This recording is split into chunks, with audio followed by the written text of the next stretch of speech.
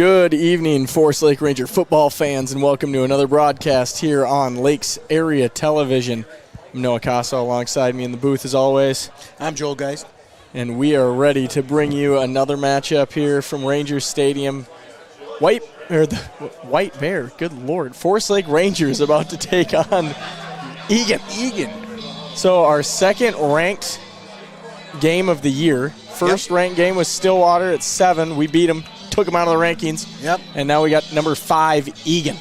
Number 5, Eagan, and it is senior night, and we got the Forest Lake Freightliners, Mason Vollrath and Stefan Lachak leading the way with the flags. Hopefully today's game is a lot like that. Stefan Lachak and Mason Vollrath leading the way for Jerkovich, who has come on as of late as an electric running back that just cannot be stopped. A little history with Forest Lake and Eagan. The last time we played them was last year, Friday, October 13th, so about the same time last year. And we beat them 35-13. Different team. The team is definitely different, but we have a good record with them as far as going back even to playoffs 2 years ago. We played them on October 28th, and we beat them 27-21. Again, like you said, two completely different teams in the past 2 years. However, the Rangers have gotten the best of Eagan the last couple times we played them, and we hope to see it happen again tonight. Absolutely. One thing we are going to see today is a whole bunch of running plays coming from Forest Lake. I do believe they are going to push the advantage in the trenches. We got a lot of seniors. Like I said, you saw Mason Vollrath there. You saw Stefan Lachak. Those guys have been enormous this year, and that is one of the biggest difference from this year's team to last year's team. Last year it was all about finesse, skilled players making great plays, long plays, breaking long runs. This year it's been the opposite. We have just been running up the middle, 5-10 yards and a cloud of dust, and then all of a sudden Jerkovich hits him on the outside for a big run. And that right there is a perfect reason why Leighton Patzer and now Mack, after last week, has moved into the number 3 spot as far as season rushing yards since 2002 in the MN high school or MN football hub stat era of high school football. We're going to step away quickly, get the anthem in, and then we will be right back to kick this one off and get this week's matchup underway. Ranger fans, the Wildcats tonight are taking on your Rangers in their final regular season home game of the year. Fans in America, it's tradition to stand, remove your hats, and face the American flag during the singing of our national anthem.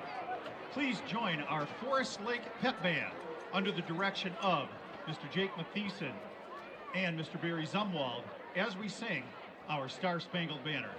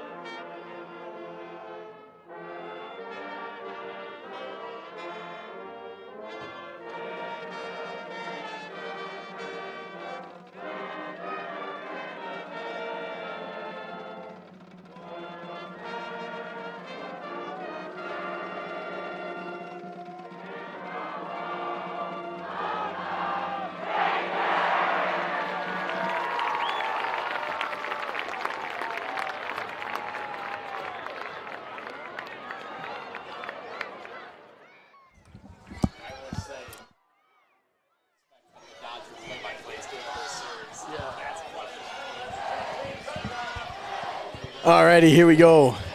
So we got the The coin toss happened a little while ago, right before the Rangers went back into the locker rooms there before the game start, and Eagan won the toss, chose to defer, so the Rangers will start with the ball first.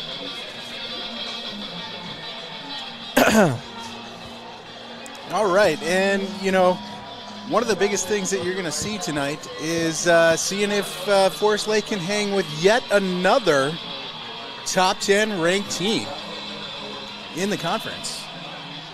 We got another, very close to sellout crowd here at Ranger Stadium, bringing the noise, bringing the spirit. Absolutely, she's going to be a rockin' tonight if we can get one of those early leads. Hopefully, one thing that we can see from the Rangers, I would really like to see, is execution on the first drive. That has been lacking the entire season. We've kind of sputtered a little bit on all of the execution, and if I was the opposing coach, I would kind of see that, and I would defer to you as well if it continues to not go so well on your first drive.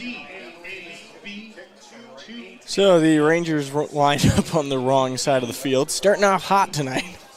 But it does look like they got a little bit of a different kick return dynamic tonight. Instead of having Westman and Jerkovic splitting the field as deep returners, we have Jerkovic as the sole deep returner with Westman setting up at about the 20. So we'll see what kind of change that brings. Yeah, a little different to look. The return dynamic. One thing that could do is that could set up more outside returns. Pooch kick out of bounds, and the Rangers will start at the 40. Well, that's a good way to start off the night. We'll take that for sure. Great way to start the field position battle in your favor. I get trying to be aggressive and maybe do one of those little pooch kicks, but you got to be sure that sucker's going to wind up right on the sideline and kick back into the field to play, not out of bounds. Yeah, you really got to practice that, and also you almost got to practice it on the turf that's here, just because different turf is going to bounce differently, especially if you're not used to it. Well, yeah, all fields are all of these engineered fields, every one of them, no matter when they're made, all feel just a little bit different on the foot. So correct. Rangers will start at the 35. Connor Johnson working out of the pistol. He's got his offense set up and ready to go. Westman in motion, takes a snap. Speed option to Westman on the left side. He makes a cut. And he was running for a long way if the Turf Monster don't get him. Turf Monster got him. But First what? Down. That will move the chains, and Forest Lake is moving. I feel like we've seen that out of Westman a few times this year where he gets into the open field and just something drags that toe or something. It's almost like he did a little stutter step there to try and get around him. If he just would have turned on the jets and kept going, he would have made it. Durago in motion now. Johnson will keep himself right side, breaks a tackle close to the first down. He's going to be about a yard short. That was a great mesh play there. Both of the linebackers went after Jerkovic right away and just left Connor Johnson all by his lonesome. Also, Durago was out on the edge too, so Connor Johnson definitely had options. Johnson here on second down and 1.5 to go. Westman in motion. Johnson, same speed option. Out to Westman. Cuts up. Gets the first down. Barely. And that will move the chains. That'll move it again. So the Rangers coming out and executing like you were talking about. You got to execute on that first drive. This is what I really wanted to see, come out with some authority on the ground and just establish it early. All right, 1st and 10, ball on the 44. Johnson sends Westman in motion to the right side. Johnson keeps right side, back across the middle, breaking tackles, and that's going to be another first down. Stephen Lachak is just doing a great job up the middle, along with Lucas McKenzie, both seniors. Really cleaning up those backers up top. So there is room to go, room to make it on those right up the middle runs. Now the Rangers shift to an I formation with Durago in at fullback. 2 receivers to the top of your screen. Johnson takes a snap, pitches to Jerkovic, Wide right open, side, great breaks block. the tackle, makes it cut. He's down to the 10. You know what? And Westman over there made an excellent block to get him about another 10 yards. He really had a great seal block on that DB. Rangers moving the ball on their first drive of the game. Ball on the 11. There'll be a first down available to them at the 2-yard line. Johnson takes the snap, pitch to Westman. Oh, on the ground. Luckily, he's able to get on it. Pitch was a little in front of him. Little dicey on that pitch. Yeah, that'll be a loss of about 5, unfortunately. Not sure that I'm a huge fan of the hoodie choice from Westman though. That's something that we could see later on, and that is completely legal if they do grab that. Johnson from the pistol takes a snap, speed option, keeps himself back, cutting into the middle of the field. He'll get back to the original line of scrimmage, and that'll bring up 3rd down and long. Ball on the 12. On the 12, but you might just be in 4-down territory. I believe you are. Depending on what you're going to get here. Well, we saw Lubovic kick a few field goals last week too. Right, but I really think you want to. I really think with the way the defense has played this season, you might just pin them deep if you don't get it. You'd like to establish a touchdown. Johnson right looks away. to throw, rolls left, throws back into the middle of the field, and they got a PI. That is ball incomplete. However, pass interference called. And we'll see who it's called on, offense or defense. I believe it's looking like defensive. Yeah, looking like defensive PI. Which would be a first down and half the distance to the goal. Let's get the call. Nice. Nice. And what? Okay, it remains 3rd down. Might just be a 15-yard penalty. Yeah. Or half the distance, normally a 15-yard. Rangers out of the eye on 3rd and a much more manageable 5. Johnson under center. Takes the snap, handoff, Durago up the middle. And Durago is just getting those hard yards again. Down to the 4. Looks like he's down to the 4. Going to be short by about 1 yard. I don't know. If I'm Coach BCL, I'm definitely going for this. Put Howie in. Run the heavy. Just run behind Howie. Pick up the yard. And Durago counts as heavy package too. So, Durago is a hard-nosed blocker. 4th and 1. Johnson takes a snap, keeps himself running left, lunges, got the first. Right behind Durago. One thing. Depending on the spot, I think if they spot him back, that's terrible. That's going to be a first down there. They can't. What? Okay, they do call first down. All right. Whew. About to have a conniption up That here. was scary for a second. First down and goal to go. Johnson, handoff, Durago up the middle, fighting, touchdown, and Rangers. Here you go. You want those hard yards up the middle. Durago will either open up a hole through the middle, or get you those really tough yards. He is listed as a wide receiver, but he is not that. He is definitely a hard-nosed He's runner. like a fullback tight end hybrid. It's kind of, I don't know what you would call him, but he is definitely a jack of all trades, and is definitely one of the hardest nose runners that we got. Here we go, Luovic on attack on the extra point. McPhee holds, snap, spot, kick, good. Rangers up 7-0 on Eagan. And they take almost the first half of the first quarter to drive down the field and score. That was a fantastic, long, drawn-out first drive, ending in points, exactly what you were talking about at the beginning of the broadcast. Get the momentum early, get the execution early, because you start running downhill on these guys, and you know what? Once you get set up that you're just running downhill, it's a lot harder to stop on a defense. It's harder to turn that train around than if all of a sudden they got a couple of big plays on you. Joel, question for you: How big of a deal would it be if the Ranger Wrecking Crew were to go out there and force Eagan into a 3-and-out on their first series? I mean, that would be huge. I mean, your defense is sucking air already because they've been out there the whole time on the whole first half of the first down of the first quarter. If you could get a 3-and-out here, especially a quick 3-and-out where they have maybe a pass play or two, not much time in between the plays, and that would be huge.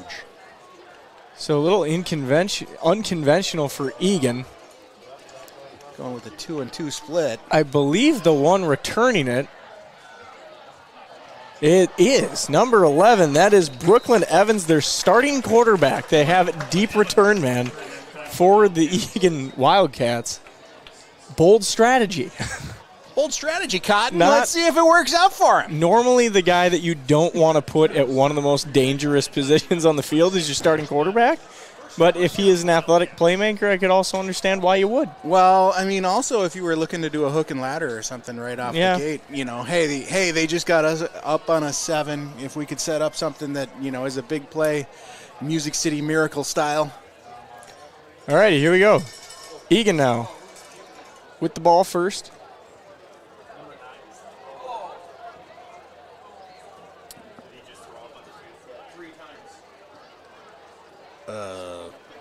Looks like we got a little yeah, that is cleanup. Leo Meyer.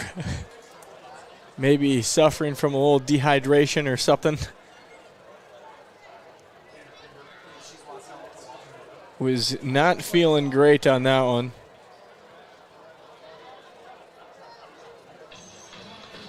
Well, we're going to have a little bit of a delay here.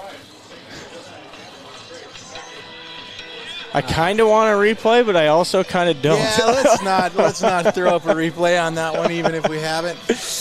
We don't need to have him. We don't.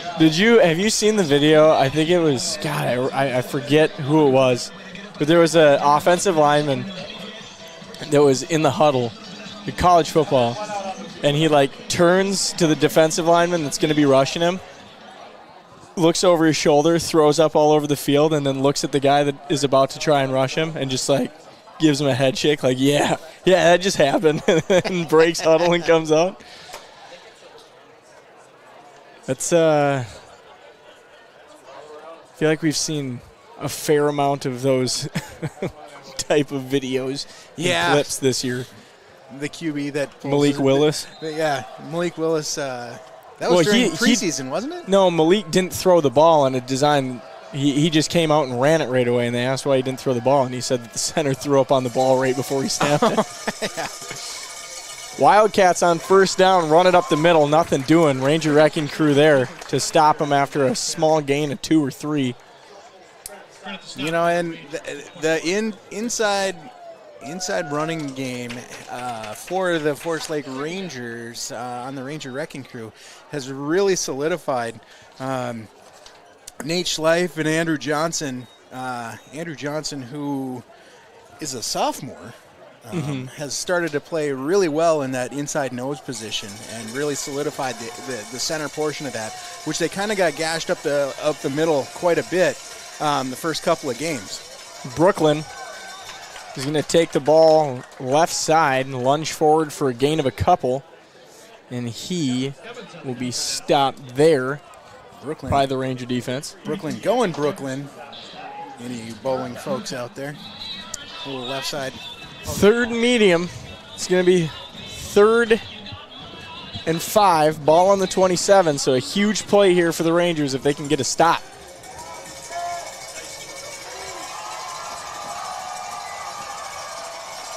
Three potential ball carriers in the backfield, 4 including the quarterback. Brooklyn flips left side, stopped there by the Rangers, forced out of bounds, nothing doing. There was 4 guys waiting for him on the pitch there. That is the Ranger wrecking crew just going in and swarming everybody. Man, that was amazing, amazing fantastic penetration. defense. How about we get a McPhee return for a touchdown? I've been waiting for one all year. I mean, it's about time. If somebody deserves to do one, Connor McPhee's been playing really well this season. And here we go. Almost a block. And they're going to get a 15-yard. Fantastic acting job by the punter for Eagan, getting that roughing call. Going down in a heap, just like they're taught. So that'll be... Is it a 5-yard variety or 15? Well, I believe either one is going to get them the first down. No, I think it's 4th and 6. You've got running into the kicker, 5 yards, still 4th down. Still 4th down, but 4th and 1, and they may try and go for it here. Yeah, Brooklyn Evans conferring with the coach, seeing what they want to do. It'll be 4th and 1. Okay. It'll be a first down.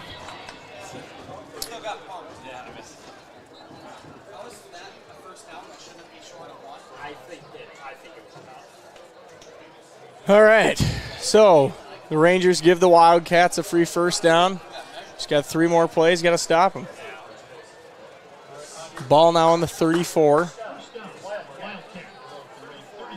Yeah, and that's one of those problems when you get special teams that are super, super aggressive. If they go in for the block, and it looks like they're short a man. And they get a timeout off in time. Somebody told Cullen Christensen to go off, and it looked like he was the missing guy that needed to be out there. Also may still be running a sub for Leo Meyer. I don't know if he was able to get back in. Yeah, I don't know what the Leo Meyer flag is back out there. I don't know what the flag is for if they called a timeout. Was there a flag that was thrown? Well, they're saying that there's a flag. I don't know. Oh, no, just timeout. Okay, No it flag. was just a timeout. So the Rangers' first timeout of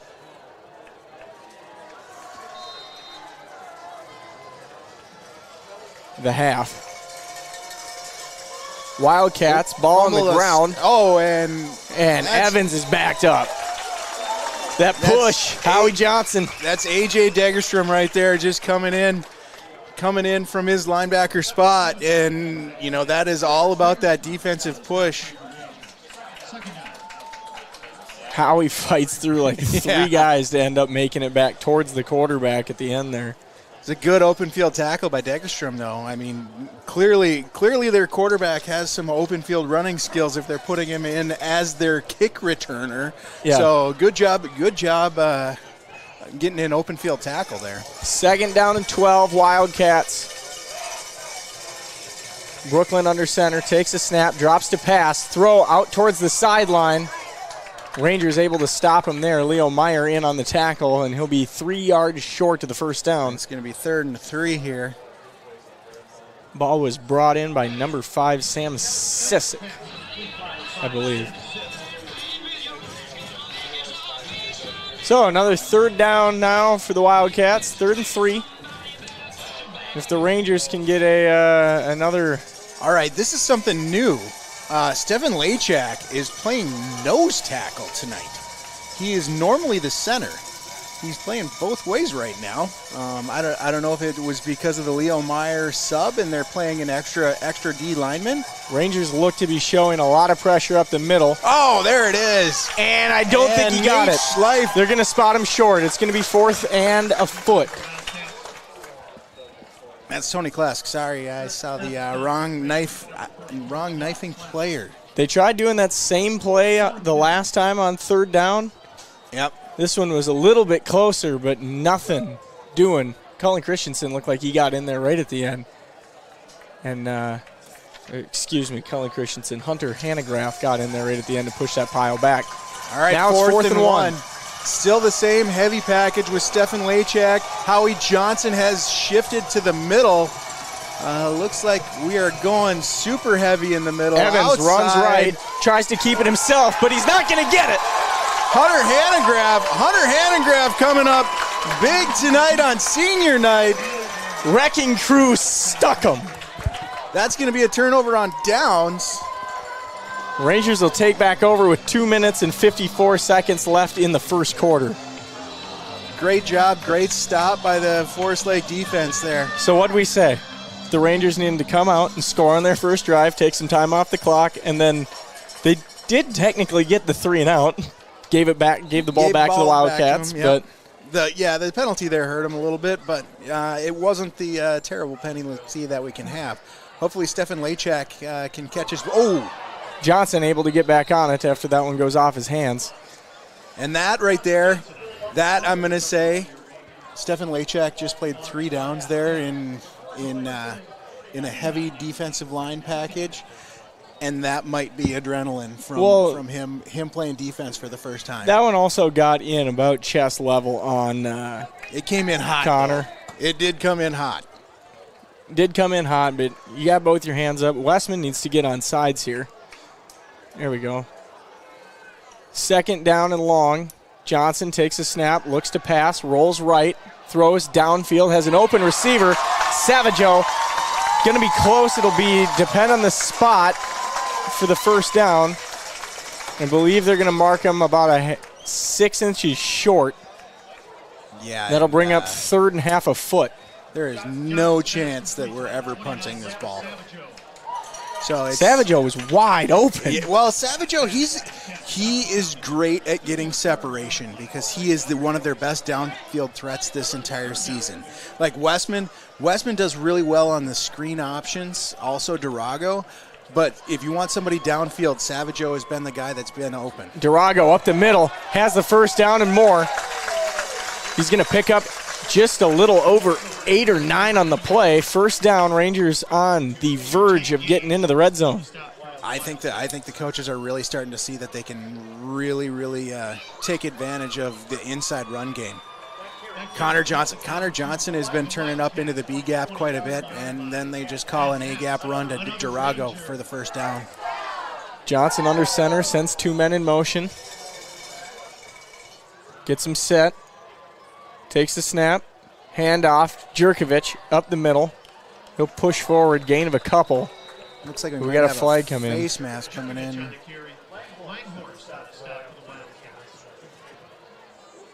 In the area of holding, potentially? It's in the area of holding, or it could have been a face mask. It kind of looked like his face mask shifted a bit. Yep. Offense number 0, 10 yards from the previous 5. Durago not liking the call. That'll back him up 5. He's not liking the call, 10. but I mean he does a great job blocking, and the thing is he has outside contained, so he doesn't have the guy in front of him. So a lot of times, like if he just tries to get his arm, if he doesn't have his arms, close into his body, a lot of times it's going to be holding if he just hooks the guy coming around the edge. Alrighty.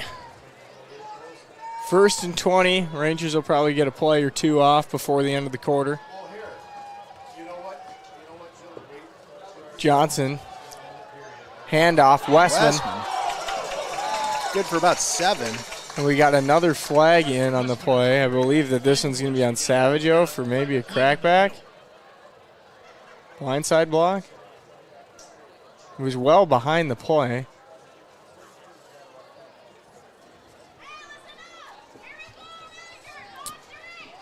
Awaiting the call. Maybe they call it off. I don't know, a little, nope. There is no foul for a blindside block. All right, good. The offensive player engaged, hands first. Okay. All right, good. Westman, oh, that's the replay there. There you go.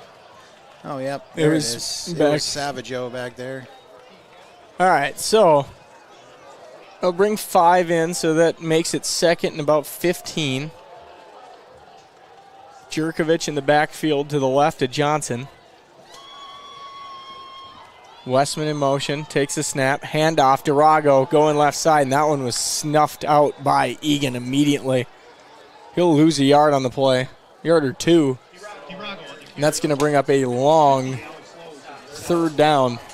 Well, it looks like Egan's making some defensive adjustments here. That'll also be quarter. It seemed like they ran a twist there.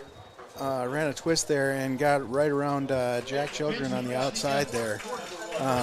So it's one thing. It's one thing that we have made the adjustment on the first drive inefficiencies. We're going to have to see later on how the adjustments go, because as previously we've had leads. We've had leads that came back, and just the second half has not been as efficient for the Forest Lake Rangers on both sides of the ball. Well, and I think the Rangers just need to keep playing their game. As much as I hate that speed option, it was working early on. It was, and maybe we see some more of that. It'll be interesting to see what B-Scout draws up here on 3rd and long.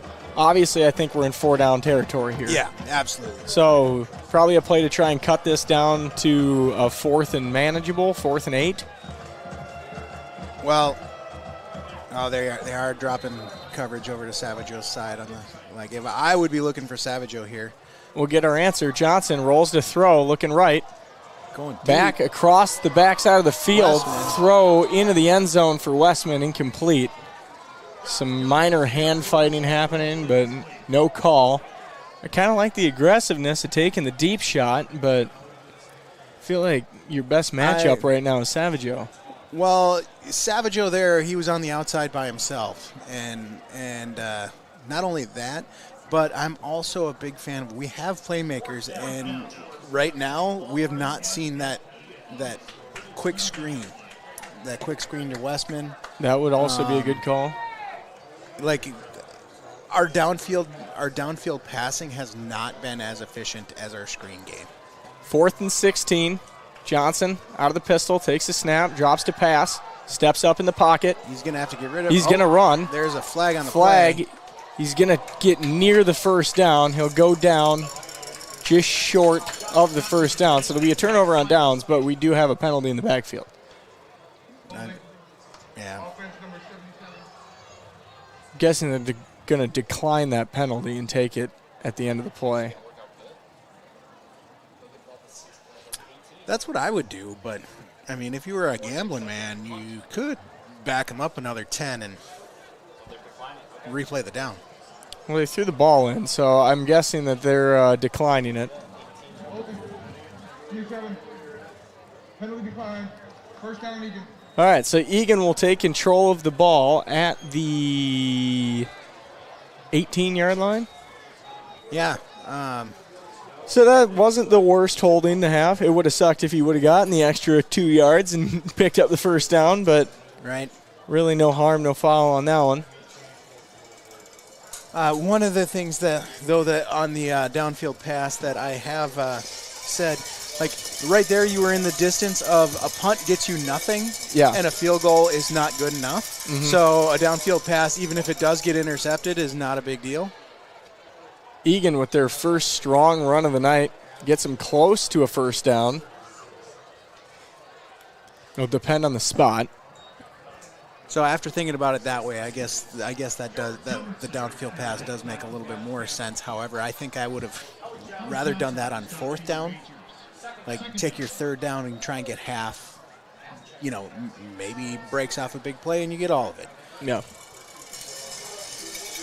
Was some good blocking there and good awareness of Connor stepping up in the pocket and then getting away as that hand came in. Eagan runs it right side, nothing doing. Howie Johnson, nice to meet you. But if there wasn't a hold there, he would have been sacked. Yeah. That's one that you just true. That's one that you just hope you get away with as an offensive lineman. Yeah. You just gotta reach out and do what you can. You're like, hey, I hope nobody saw that. Because, I mean, theoretically, you have holding on every play. Yep. It's just the difference of what's seen and what isn't. How bad does it look? That last run for the Wildcats, able to pick up the first down.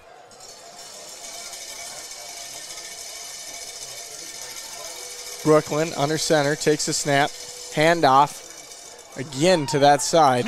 Not a whole lot doing. That play does not look as good as it does when it's not preceded by a 9-yard run. We'll give you 3-2 all game long if you'd like it. Absolutely, but big difference here. We're running a 4-man front for most of the game. Stefan Lachak is in there once again, and we have 4 down linemen. Usually we've seen a 3-4. Wildcats dropped a pass, lots of pressure. He's going to have to find somebody. He's got an open receiver, and he dropped it. Wow, that was a sure first down there. Kids, watch the replay and notice the head turn before he has officially caught the ball. That's why we tell you to keep your eye on the ball. You can't run with the ball unless you catch the ball. Yeah, Gage Halverson there. He's going to want that one back. He had a first down waiting for him. Was not able to corral it. Now it brings up 3rd and 7. And this is not a place that you'd want to give the ball back to the Rangers going for it. No, definitely not. So we'll see what the Wildcats draw up here on 3rd. Brooklyn surveys the defense under center.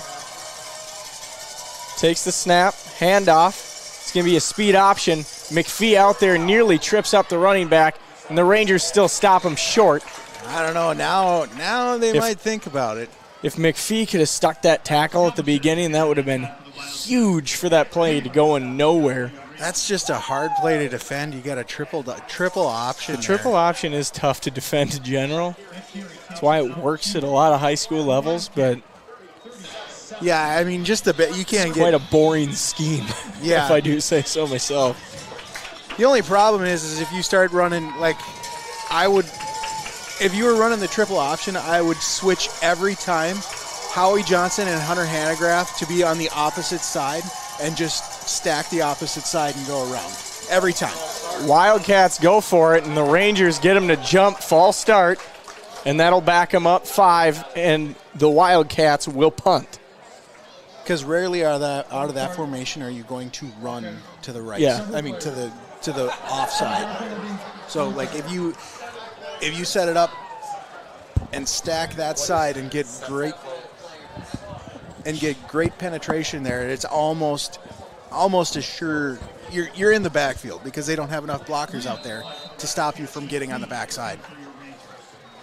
All right, Wildcats will punt. Don't run into them this time. Punt is away. McPhee has a chance to return this one. He'll take it from the 33, cut back to the left side, has a block, stiff arm to the sideline, and forced out at the 40. No flag flies. Well, Nifty will return. He sure polished that turd for. I'm shocked he got five yards out of that because there was 3 guys just waiting for him, had him dead to rights, and he somehow got an extra 3, 4, maybe even 5 yards out of that deal.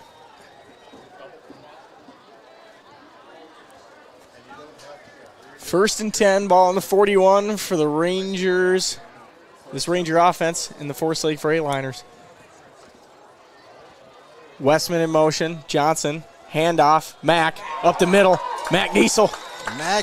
Chugging for 8. You know what? 7. Yeah, he easily could have bounced that to the outside. He was looking for contact on that one. I mean, some of those guys, they like to get a couple hits in early and just I mean, loosen up a little bit. He was looking for that truck stick on Madden. 2nd down, 3 to go. Ball on the 48. Johnson pitch out to Mack. He's got the sideline. A lot of room. Good blocks. That's a good pickup by Mack. He's got a and lot a of flag room out in there. late. I don't know. We'll have to see who it's on and what the call is. It looked like it might be on the outside holding. Durago and the other defensive guy got tangled up, and it kind of looked like he was holding. Just the way that he rolled. It's right down here.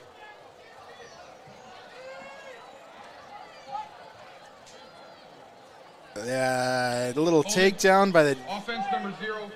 defense. 10 yards from the spot of the foul. 2nd down.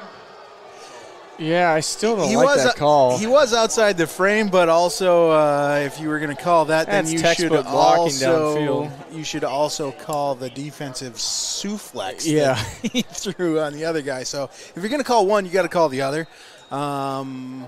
So that's just my opinion. Well, 2nd and 1. You've now made Durago a little bit angry. Why don't we hand him the ball? Angry runs. Johnson hands off Durago up the middle. There it is. Breaks Angry into runs. the open. Angry runs. Huge gain for the Rangers. Knocking on the door of the red zone. There we go. I told you. Great job by B Scout. I know that Durago was going to be amped up. All right. Well, do it again. Give it to him again. Westman doing a good job blocking 30 yards downfield. Lashinsky now checks in for Savaggio. Handoff to Durago again up the middle. Angry run, gains 3.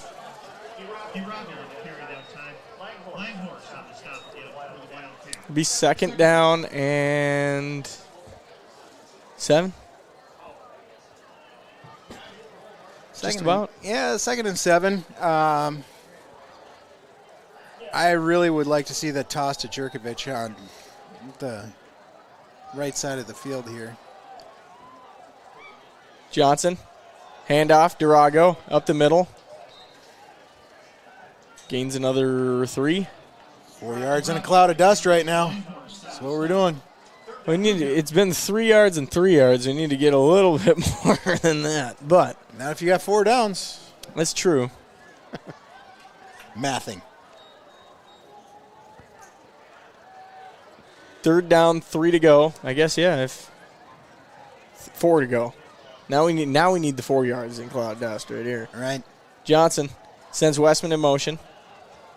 Takes the snap, keeps himself left side, has a block. And I think that's going to get the first down there. They're going to mark him short.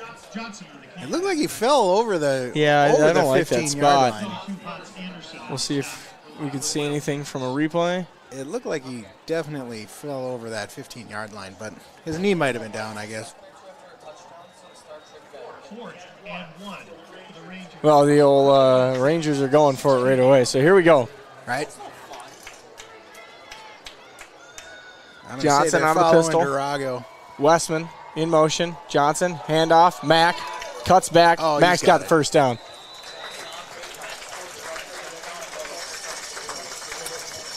That'll move the chains. That will move the chains. Sorry, I missed it. Missed my 5 minutes, 50 seconds left in the half. All right.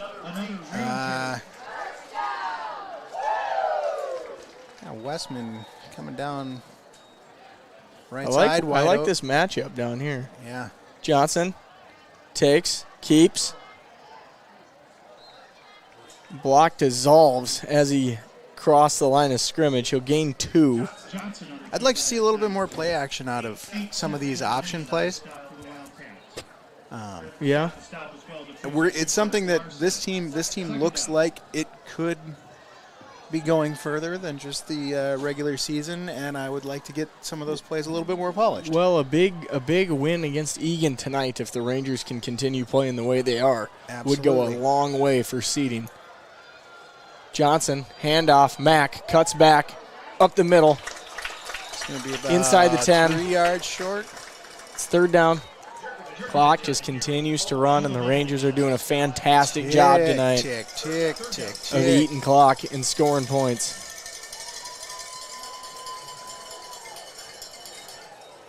This is the third Ranger drive in the night? Yes. Johnson will be under center. Mack lined up behind him, 4 yards away from a first down at the 5-yard line. Johnson, handoff, Mack tries to get to the outside, and he is wrapped up by a host. Loss of about 1. Of Wildcats. So that'll bring up fourth down. Be 4th and 5. Yeah, I think I'd kick it here. Going into halftime, you'd rather be up 10-0 than. Lubavitch will trot on. Go up 10-0. You also have a shot at stopping him within the time. You still got 2 timeouts that you can call, so you still have time to have another drive. So definitely take the points here, in my opinion. He was lights out last week. We'll see if he can do it again. Snap, spot, kick up, and no good. Oh, good. I don't know exactly where he missed, but it looks he missed. like he missed wide right. Although it's kind of hard to miss to the right from there. Well, that's all right. Turnover on downs there. So Forest Lake Ranger Wrecking Crew, if they can hold them here, we'll be getting there the is ball a back. flag on the play. Ooh. There is no foul. Okay, there is no flag on the play. There is no flag on the play.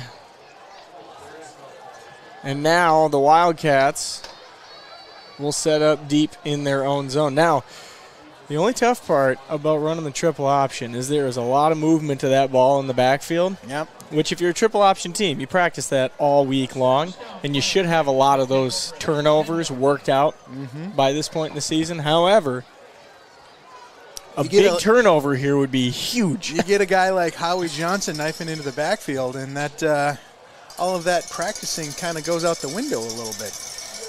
Here we go. Wildcats have the ball, 1st and 10 from the 10. 3 minutes, 30 seconds left to go in the half. They're going to need to move it if they want to score before half with the offense style that they run. Brooklyn takes the snap, handoff up the middle, nothing doing. Gain of 1. Clock lines. That's kind of a. Oh, we got a Wildcat down. That's going to stop the clock with 3:21 left to go. That is 36, correct? Yeah. So that is Logan Gilbertson, their starting running back. One of 4 running backs that they have in the backfield, but I believe he's the one that lines up directly behind the quarterback. So it'll be interesting to see what he does there.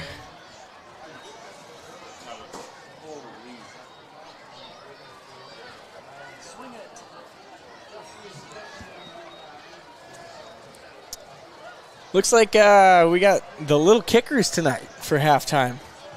Dance team, the little kickers down here getting all lined up. Oh, yeah?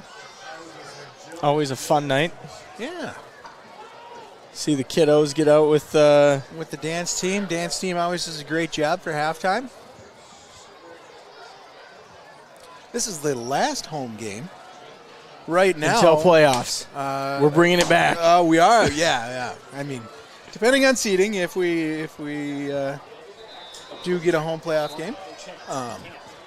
But this is the last regular season home game. Last regular season home game. But if you would like, just make sure you hit like and subscribe down there if you're liking the broadcast and liking what you see and love your Forest Lake Rangers. Here we go. 2nd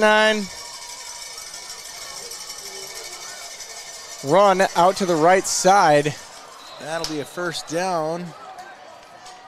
That was Madden Eisen on the carry. Not missing a beat without Logan Gilbertson. That kid's got some speed. He hit That he the does. hole quick. Hit the hole quick, had some balance, kept his feet moving. Kept his feet going forward, did a little spin move. Just under 3 minutes now to go. Handoff up the middle. Oh, boy. That Big could go old ways. run. Connor for McPhee Eagan. finally catches up with him. Levi Yoakum. Good run up the middle. Just does not have the afterburners to outrun the Ranger defense. He's brought down at the 49, and we have another Wildcat down. That definitely was... That's your power back right there. That's your power back that also does not want to fumble. He Yeah. had 2 hands over that and definitely did Well, not. McPhee took his best shot. Right. He came in there swinging. 2:47 left with the first down. This is going to be in the weird range of time. You know, you're just not enough to get a drive together. As long as we don't give up another run like that, Yeah. I don't think that Eagan will have enough time to get all the way down the field and score. Right. Their passing game has not shown a lot of promise. They had one good play and it was dropped. Yeah. And I would look up stats to back that currently, but Eagan does not report their stats to MN Football Hub, it looks like. Oh, we had offensive lineman down. Looks like he is going to be done for the night. He's not walking off very well. That is number 60. Peyton Grandboy, offensive lineman. All right. 1st and 10, Wildcats. Ball on the 49.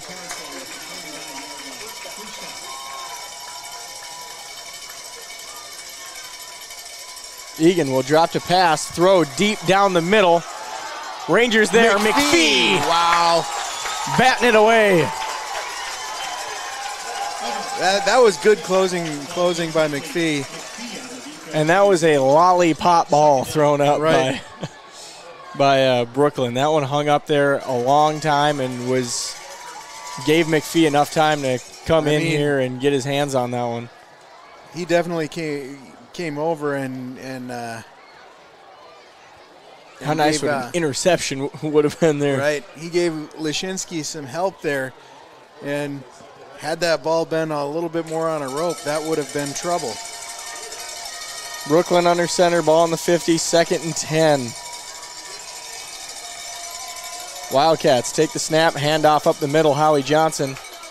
No, Howie Johnson tackled the decoy man. That's Leshinsky. Leshinsky came up and made the tackle on Brooklyn. I've done that twice too. It's that triple option. Right. Gets me every time.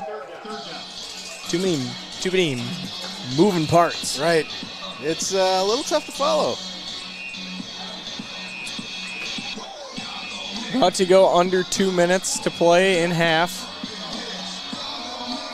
One thing that I have seen from this new defensive front, they definitely are a lot tougher on those inside runs, even though they have given up the big play. Another fake that I got messed up on and did not see. Eisen take the ball, and Christensen stopping him for a loss, bringing up 4th down. And the Rangers will use one of their That's a really timeouts. really well executed fake there. I is. mean, I was just looking up the middle too, and I thought they were going to run it up the middle, and I was following the. I was okay with the gain of 3, and then I look and see Christensen getting the tackle for loss. And CFL and don't even see it. all right, minute 43 left. Rangers will get the ball back. What do you think they do? How aggressive do you play it? I guess it depends on the punt. It depends on the punt, your field position, and also your first down play call.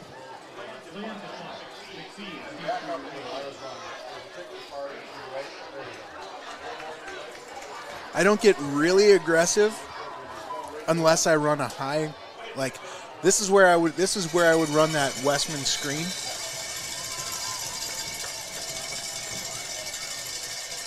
Punt is away. Fair catch by Fair McPhee. caught by McPhee at the 20.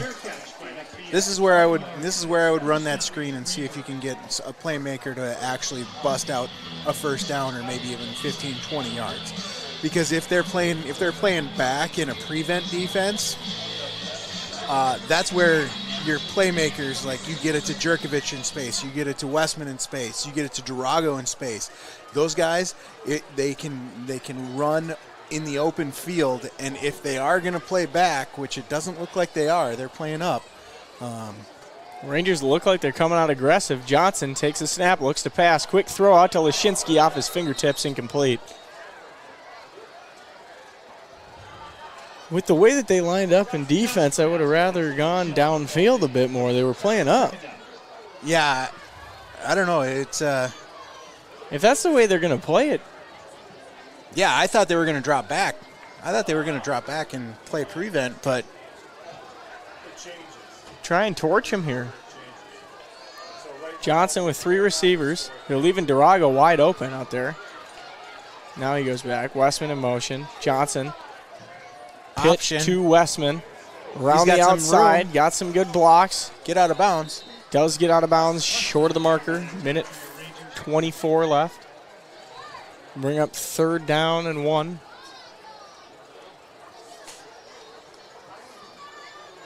Do you go with a high percentage throw here, or do you play action?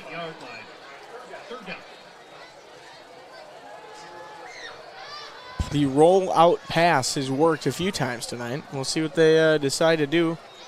Lashinsky, Durago, and Westman in at your receivers. Johnson. Play action up the middle and downfield to Durago in motion. Fakes the pitch. Quick pass downfield. That's Redfield, isn't it? Redfield. First down.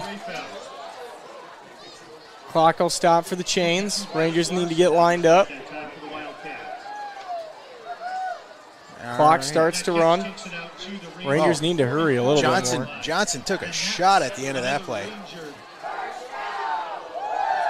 Not quite sure where they're lined up. Trying to get lined up. Burning a ton of time up.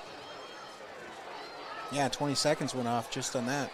Johnson sends Durago in motion, takes a snap, looks to throw. Oh, rolls out. Hit as he throws, intercepted.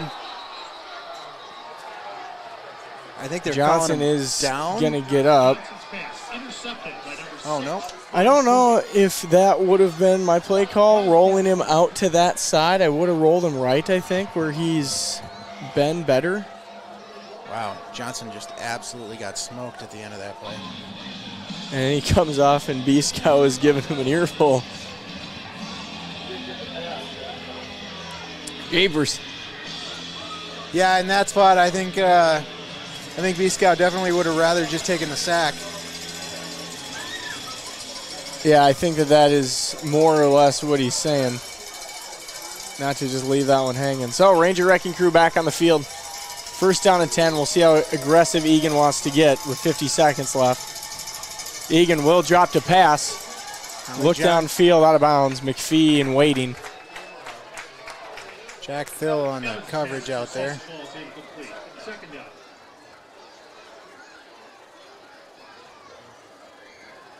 Be second down. Ball on the 50.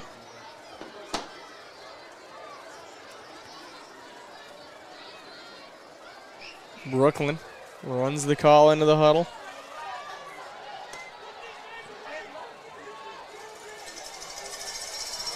I could hear B Scout clear as day down there yelling, "Put these guys away, they don't want to be here."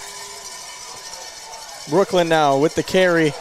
Oh, almost breaks it. Shoelace tackle keeps them from potentially scoring a touchdown. 36 seconds and a timeout taken by Eagan. Yeah, that was almost another big broken run. First yard timeout. So Eagan will have 2 left. Forest Lake with 1 left in the half. I think that was a disappointing offensive drive from the standpoint of we were moving but took too much time lining up. Yeah, that you know what? I think what had happened was Connor Johnson got shook on that first shot that he took, and then just he was basically trying to get his bearings back, and then just had a hard time lining up.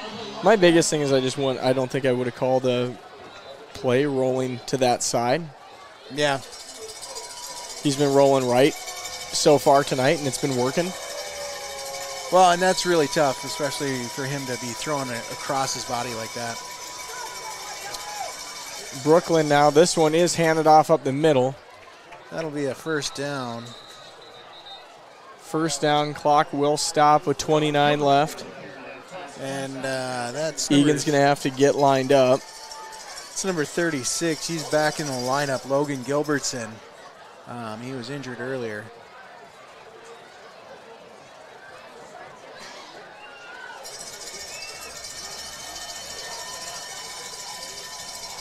Chains are moving. Handoff up fumble. the middle, ball on the ground. And I think Forest Lake may have got on it.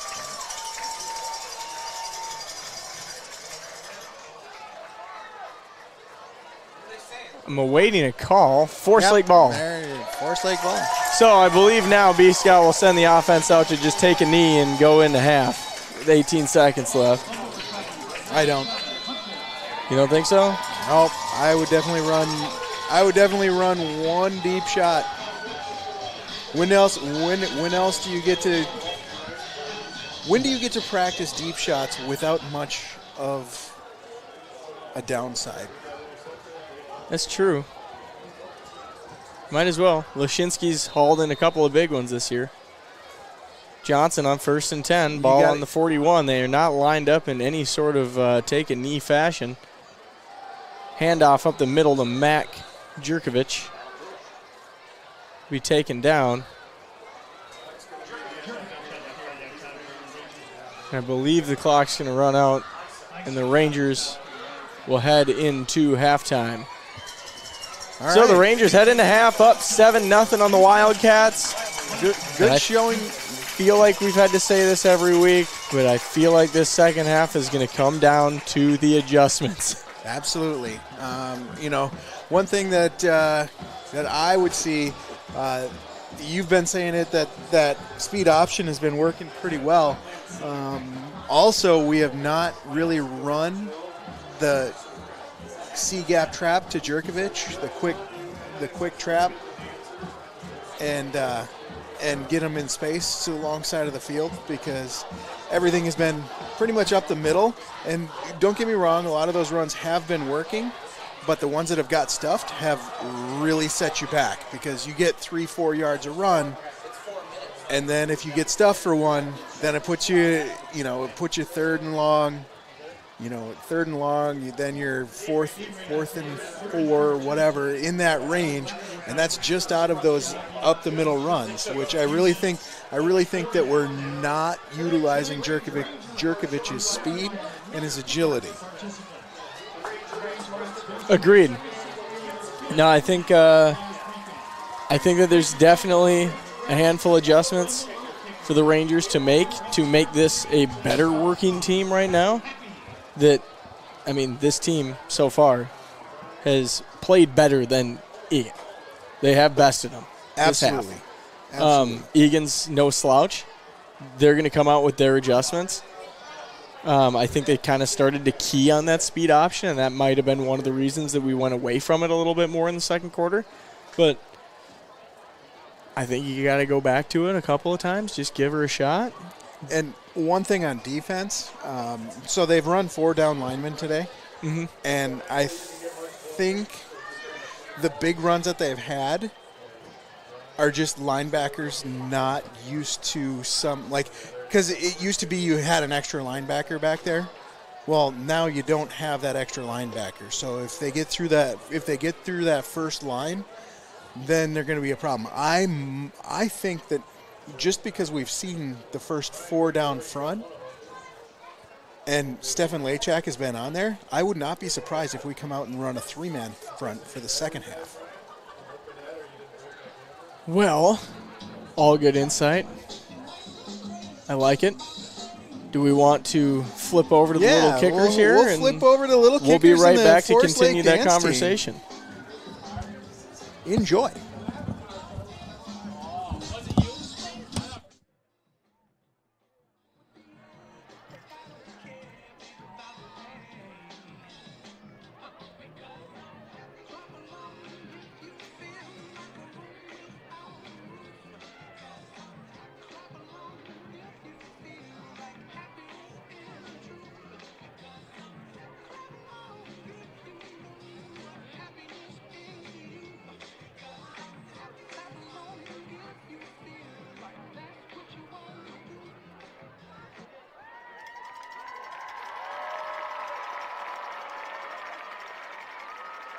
Hey fans, let's hear it again for the little kickers.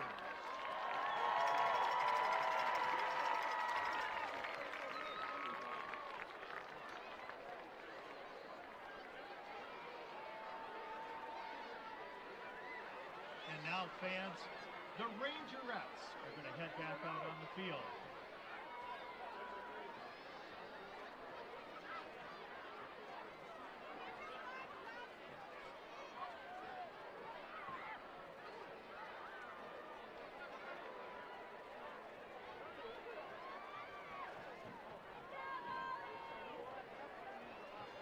All right, fans, here they are again, your 2024 Forest Lake Rangerettes dance team. They'll be performing their routine to the song 25.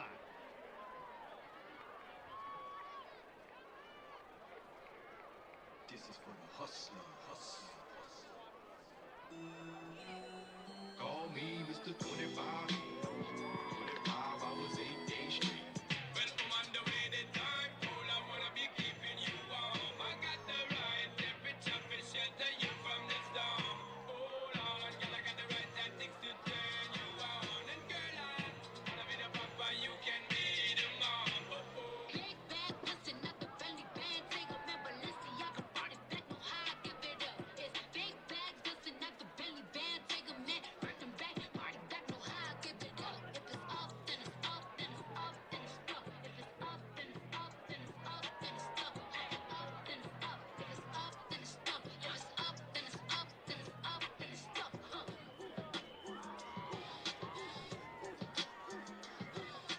Dance with my dogs in the nighttime. In the kitchen, wrist twisted like it's stir fry.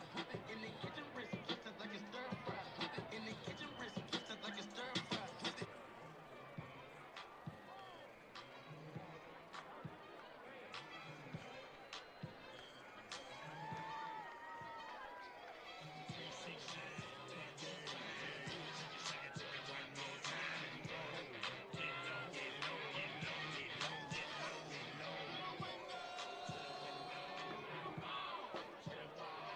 Long sweep, flow down like Betty. I want a picture with a baseball bat. So like when I talk like that, please don't bark, cause Millie bite back. Wait a minute now, wait a minute now, wait a minute now, wait a minute now.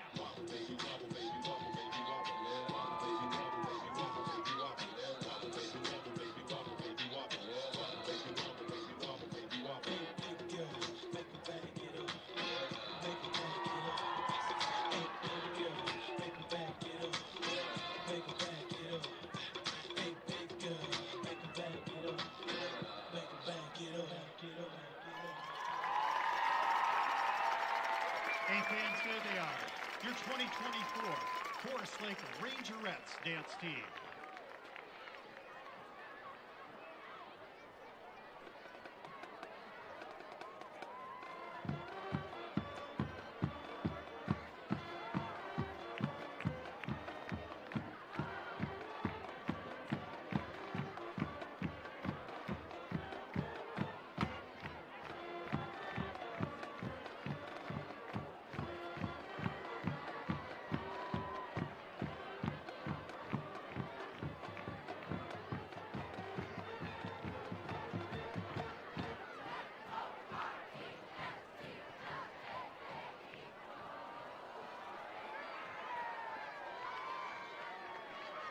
Hey Ranger fans, let's hear it once again for your Forest Lake Pep Band and our flag team.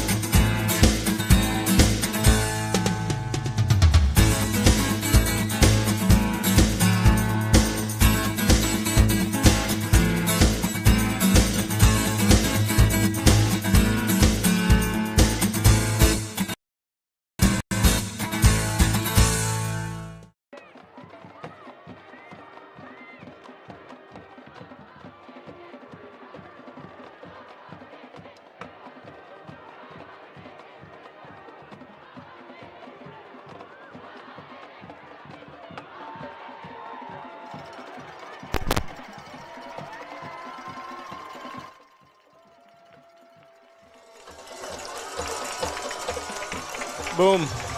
Welcome back, Ranger Faithful. All right. And boom goes the dynamite. Here we go. All right, so we can pick that conversation up that we left off on. You were talking about the 4 down linemen. Yep. All right, so Expand on that. We were just talking. This is the first time that they've run the 4 down linemen. Stefan Lechak is the center, the starting center, and also he is running, basically playing nose tackle for the first time. I was kind of throwing it out that because of that triple option, we could go back to a 3 down lineman set and then also have an extra backer in there to come around the outside and cover that long sweep that they had. Basically, it just gives you an extra spy on one of those other option guys, and also with the 4 down linemen, we had those big couple of runs at the end of the second half up the middle. That's a situation where, hey, a lot of those linebackers aren't used to having 4 down linemen. There's somebody extra back there to help them out. Yeah. So that's one thing that I was thinking we might see, especially that could help out if Stefan Lechak's feeling like he's gassed, but he's been playing well, so it looks like he's fine. But we'll see what transpires in the second half. I would really like to see us get back to running the ball the way that we were on like the first drive, just those sort of plays, the outside runs. Yeah, we're working. I think the last almost 2 drives, we can kind of chalk up to us trying to move down the field really fast and get points. Yeah. Whereas that first drive is really the only drive so far tonight that was just methodical, meant to take up as much time as possible and score points at the end. So I think if we can replicate something like that on the first time we get the ball back, I think that sets us up. But it all starts this half with the defense. Right. You got to come out. You got to get a 3 and out. Maybe not a 3 and out, but you got to get a stop. Don't let them score.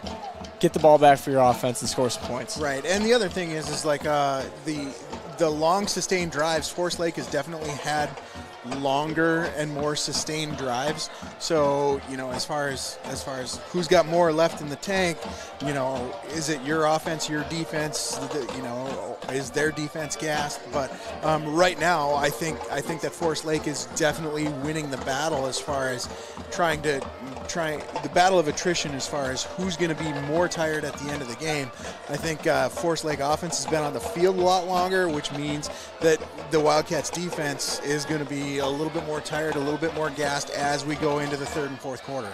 Yeah, no, I think the longer we can keep Eagan's defense on the field late into this one, the better it's going to be. Just a tired defense with the way that we run our offense, the way that we run the ball hard, the physicality of the Freightliners up front. Yeah, I think keeping the ball on the ground and forcing that defense to stay out there and just be tired down in the trenches is the strategy you just got to go with. And the other thing that we were talking about during half is possibly seeing maybe a heavy package that we have been putting in. One. And if you put an extra blocker in there, maybe you drop Westman out, and then you put an extra blocker in there. It's been solid up the middle, so you put another guy in there for somebody to follow, and that they could come out screaming. Here we go. Luvovic has the ball all teed up, ready to kick this one away. I didn't get to go through my scores at halftime, darn it. We'll get to that here in a second. Luvovic kicks off, sends this one deep downfield. Be taken by Eagan at the 5. Return to the right side, has a hole. Lubovic not able to make the tackle, but Lashinsky runs him down. Saves a touchdown. Just across the 45.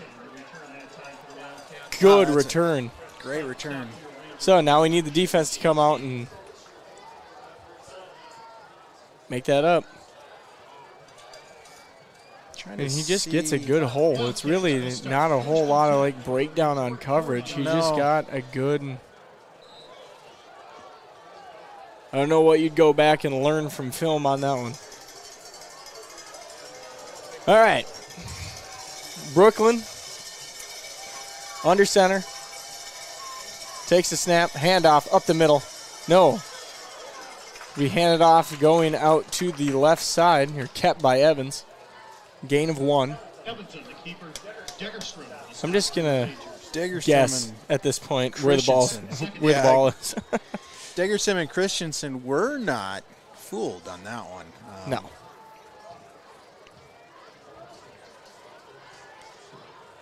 All right.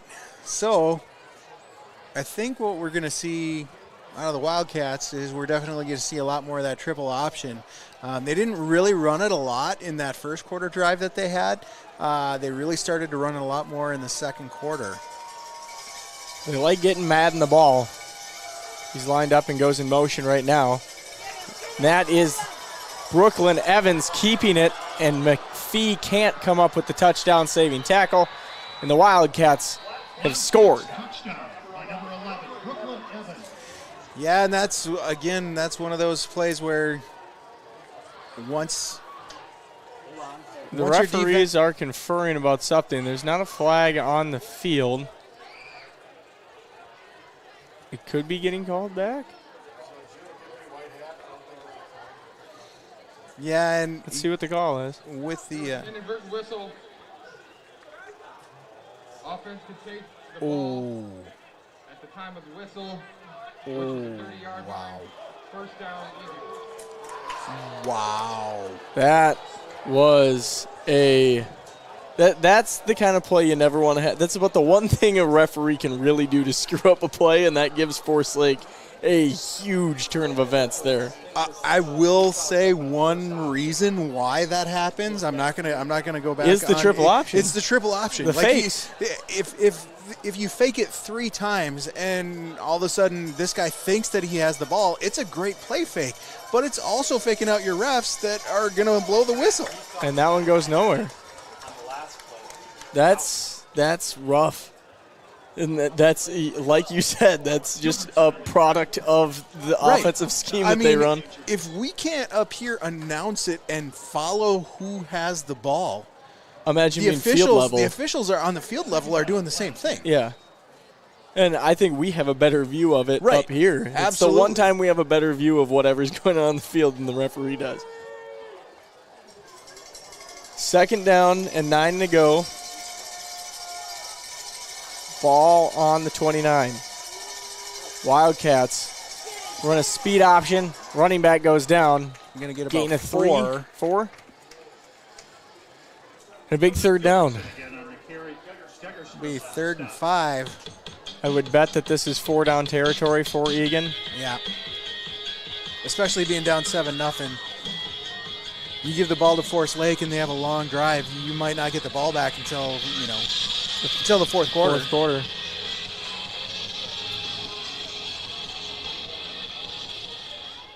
Third down and 5 to go. Big play here for the Rangers. Wildcats take the snap. Quarterback keeps. Does not get Not the first faked. down. It looks like about 2 yards short. short. Christensen stopped for your Christensen read that one all the way. Here we go. 4th down. The Rangers have been good in this situation tonight. And this is a situation where I think if I'm B-Scout, I go all out. Either you stop it or you don't. Well, and even if they drop to pass and try and shock you, more pressure on that quarterback is Right. better. Our corners can and- run with them. And they definitely are bringing in the heavy package. You got Lachak. And Andrew Johnson checking in. Eagan will burn a timeout.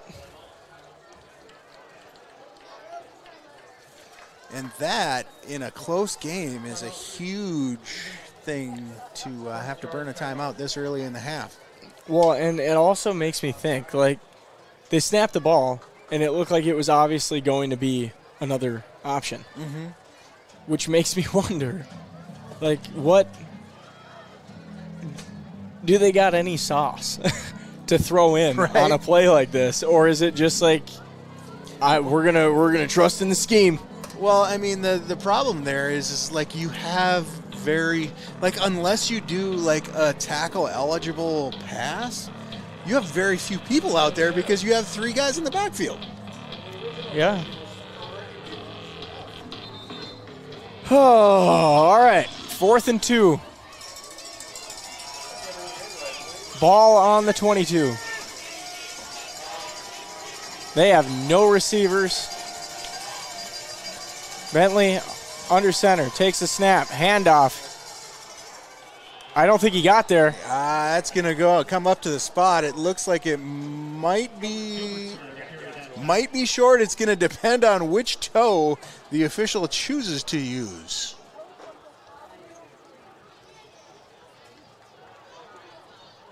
Force Lake ball.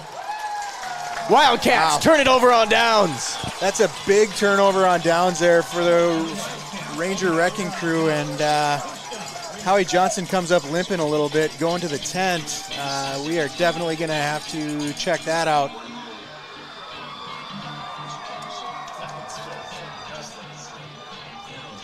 Looks like he's just going to the bench. Maybe just got a little stinger. Let's go, baby. Offense back on the field. 3 wides to the right. And one of them is Bo Anderson.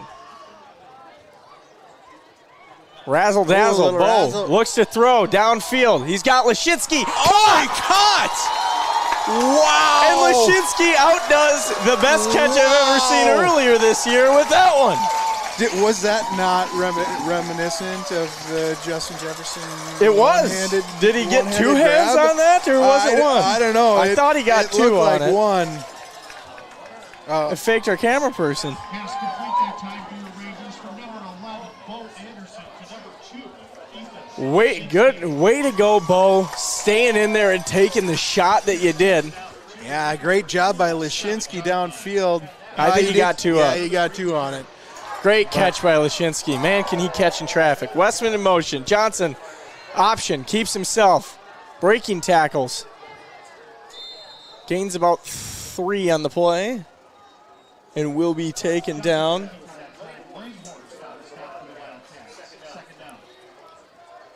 Second down, 7 to go. You know what? You know what I need to this game? I need somebody to throw up the deuces, meaning Jerkovich, number 22. I need him to just break one on the outside, throw up the deuces. He's gone. 2nd and 7. Westman in motion. Johnson keeps himself. Dives forward. Again, I think that's a terrible spot. Johnson on the keeper, 52, Bennett Larson on the stop for the Wildcats.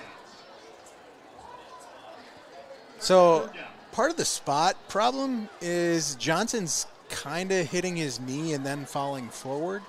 So it looks like it's a lot further, but like I thought he kept his knee off the ground on that one.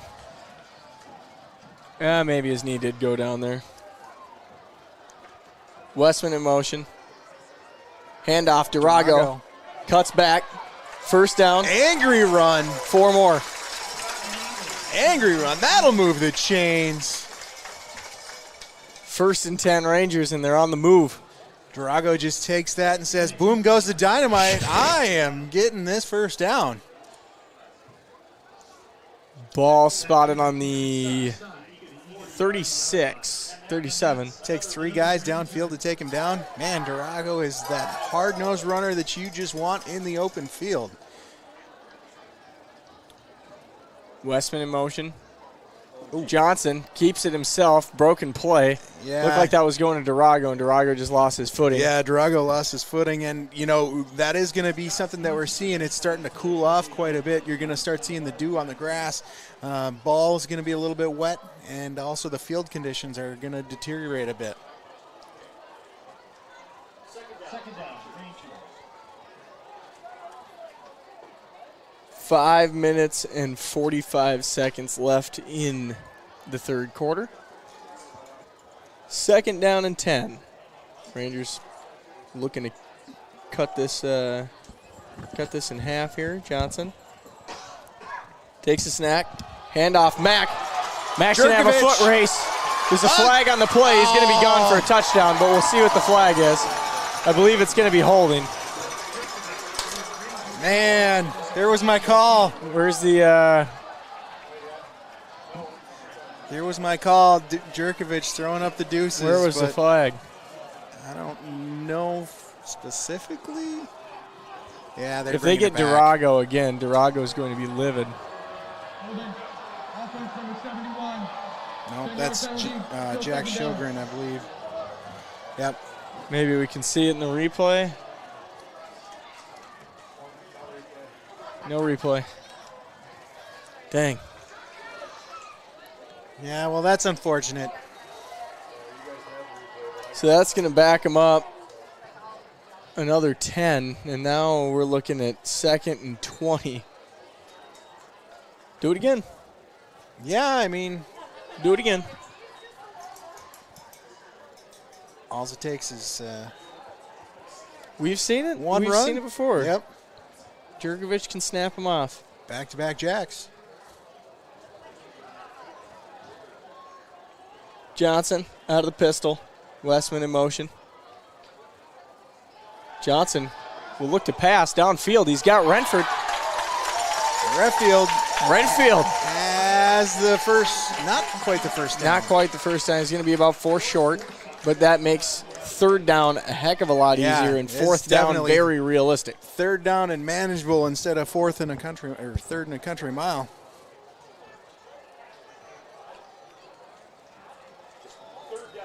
Third down, 5 to go. Ball on the 47. 32. Johnson sends Westman in motion. Takes a snap. Handoff. Mack. Looking outside. Makes a move. First down. Stays on his feet. And another flag comes in. That one, I think that's going to be face mask.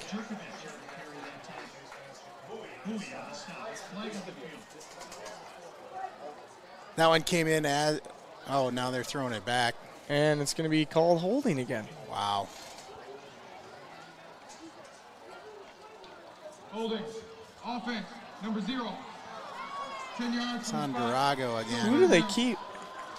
I feel like Durago is not holding that often. No, and Durago has been doing a great job all season keeping his hands inside. There's got to be something that this officiating crew is seeing that nobody else has been calling.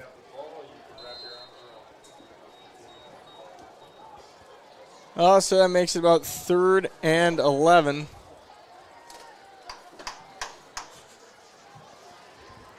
Ball spotted at the 38, 37. Durago across the formation. Renfield has another catch. It's going to be close to the first down. That makes 4th down a heck of a lot easier. Yeah, and you're definitely going for it here. I give it to Durago. Yeah. Durago going over and checking with the ref to see maybe what they're getting him on. Yeah. I mean, it's a good thing to check in with the ref. Also, if they continually call your number, Johnson what are keeps they himself in. Oh, my Lord. And that's going to be a false start. False start. Offense number 77. 5-yard penalty. 4th down. Mason Vollrath, and I'd like to see a replay if we got that. There's no way that we got that many happening. I mean, this seems a bit excessive, especially Mason Vollrath. 4th and 6. He is one of the most experienced seniors on that front line. See what they do.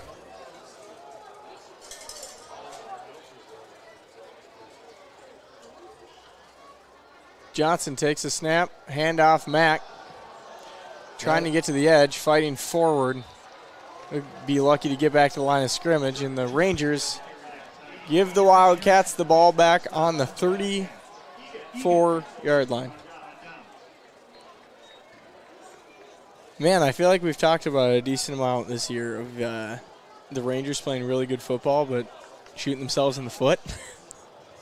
I'm not entirely sure that that was the case on that particular series. True. I would like to go back and see what they were calling on everybody, but that got a little ridiculous. Brooklyn Evans, under center, takes a snap, handoff. That one, I think, still, it's. And just as a point of contention here, that last play, the right tackle was offsides on that one. And that's been happening all game long. Yeah. That right tackle has been moving early. And they just called Mason Vollrath for the same thing. And then he goes and throws the guy down after the play is done, which technically that is holding. You cannot grab somebody and throw them to the ground if you're a blocker. Evans sees something, checks it at the line. Evans keeps himself to the right side. Ranger wrecking crew there to sniff it out. That'll bring up a third down. The defense getting a little swagger here.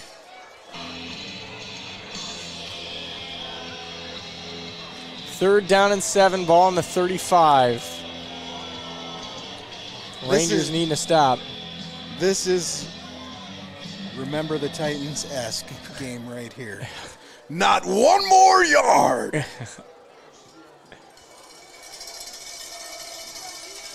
Third and 7, ball on the 37.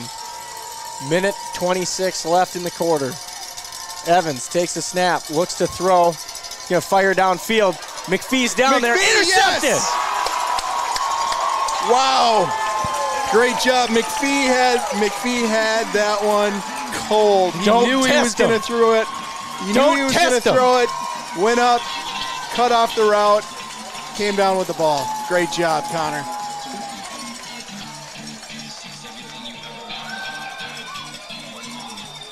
Good job. Great high point.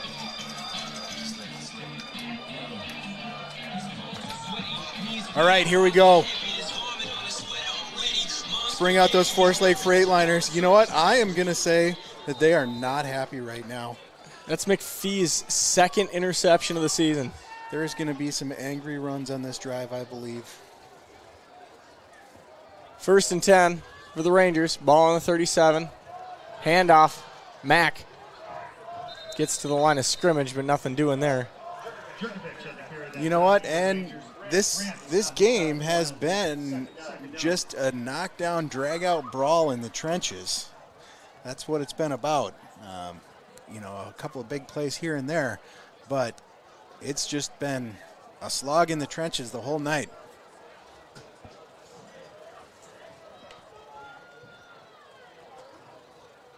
Durago in motion. Handoff, Durago up the middle. Steps over a Wildcat, plunges forward, gain of 5. Durago on the carry. That'll bring up 3rd and 5, and I think we might take it to quarter here. At least that's what they should do clockwise. Good job by Durago, just not going down with that first contact. Looks like the Rangers are going to try and get one more off. Westman in motion. Handoff, Mack. Through a hole. First down. First down, Rangers. That'll move the chains. And that will take us to quarter. They didn't want to walk as far. They're going to move the chains. I mean, if you wind the clock. You get a first down right around the 50, then you just got to turn around and go the other way. There you go. Yeah, the ball will move all of 2 yards to the other 49. All right, and this is where, a long sustained drive here, you rattle off 4 yards in a cloud of dust for 7 minutes here, and you get a score. That really kind of not to mention change the course of this game. and just not give it back to the Wildcats. I would also go as far as saying putting any sort of points on the board right now goes a long way for sealing this one as far as the way that the Wildcats have to run their offense and the way that team is built. Absolutely. Their team is built to basically run, and if this option is not working for them, if they're not getting big plays off the option, which they are not, this Forest Lake defense has been doing very well. The Forest Lake defense has been doing better than us at sniffing out where the option's going, and also better than the refs. I think let's just say that the Rangers did get lucky on that last drive. Oh, yeah. But I will say that you can only blame yourself. You can only blame yourself if you're being too good at your fake. If you're trying to fake everybody out, you can't be mad when they get faked out. Johnson, 1st and 10, takes a snap. Hands off, Mack.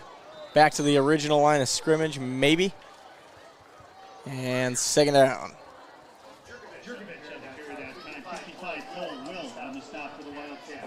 I feel like we got to get Mack outside quicker.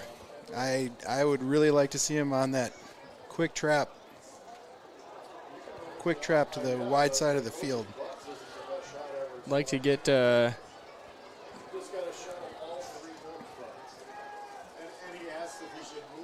Durago's on that side. This could be it right here. Westman. Handoff, Durago, back up the middle. Pushes a man off of him. Plunges forward, gain of 5. 4 in the play. I don't know why. It seems like the outside run has been working, and they just have not gone back to it. It's all been up the middle.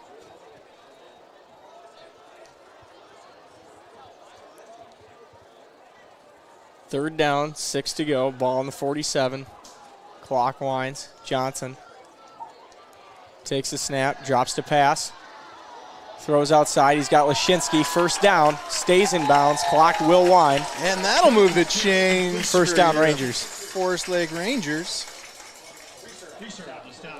And you know what? It's kind of weird. The Rangers need a big play, and they just dial it up and go to Lashinsky.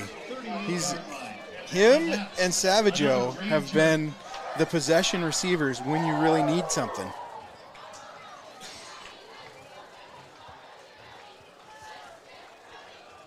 First and 10. Handoff. Durago stopped at the line of scrimmage. That one was immediately. That one was blown up at the line of scrimmage. And this right here is what I was talking about, as far as who's getting tired out. And Stefan Lachek normally, if he's not going both ways, does not have that inside lane penetration against him.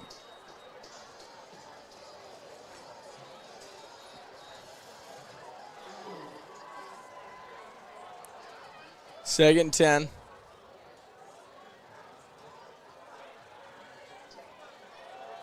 Johnson gives to Durago up the middle, gain of 1. That was real close to being a fumble. Yeah, I don't know. That play didn't work last time. Why are we running it again? Durago on the carry. Close on the stop for the Wildcats. 3rd down.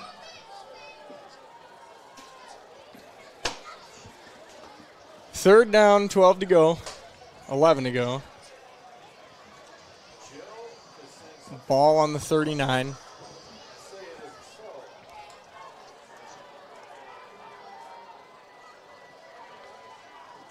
Trying to get everybody lined up here. Well, it's all right to take a ton of time, but definitely need to get people lined up and ready. Johnson rolls to throw. Has a receiver downfield. Nearly had Durago at the 20. Incomplete. Punt team coming on. I like the call. It would have been nice to get some points there, but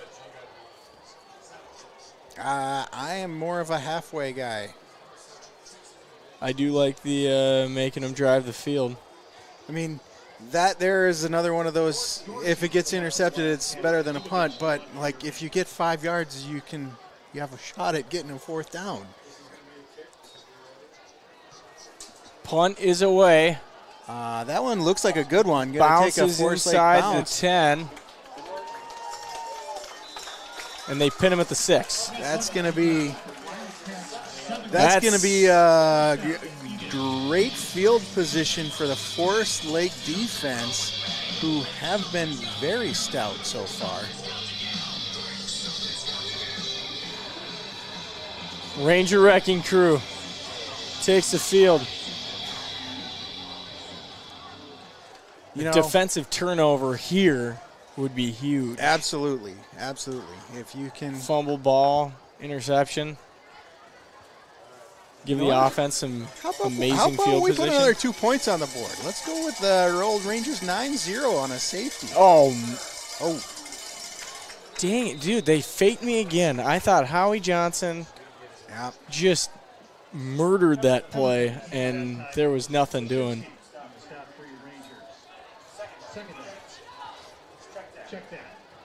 Wildcats. First down Wildcats, and now they are – that right there. It's the one thing you can't have is Yeah. the 10-yard a pop plays. Yeah, we got 8:14 left to go. Forest Lake needs a stop here.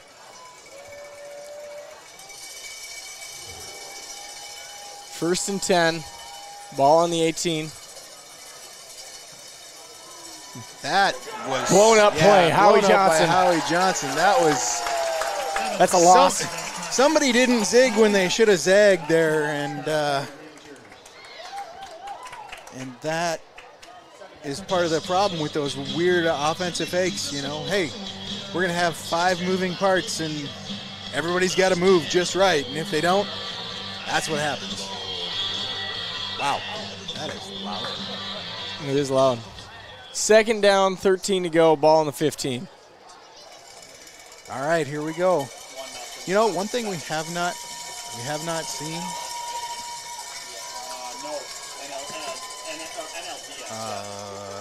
Howie Johnson sniffing that one out. And a flag.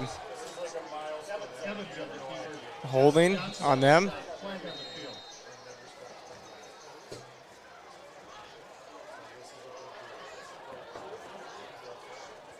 I don't believe that is the call. I don't believe I'm going to like this call either. Personal foul, face mask, defense number 33, 15-yard penalty.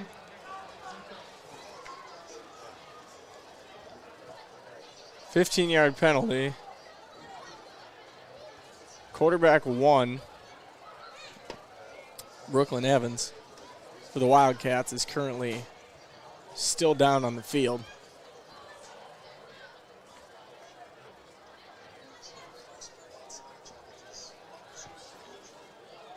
Well, I mean, that is a big part of this offense. If he is not able to continue in this fourth quarter drive, that makes a huge difference. Yeah, a new snap count, new quarterback that, I mean, probably can run the offense, but obviously not as well as the first quarterback in line. With as many moving parts as we see all the time, and there's a lot. There's a lot riding on this, too, the pressure of the situation. Yep.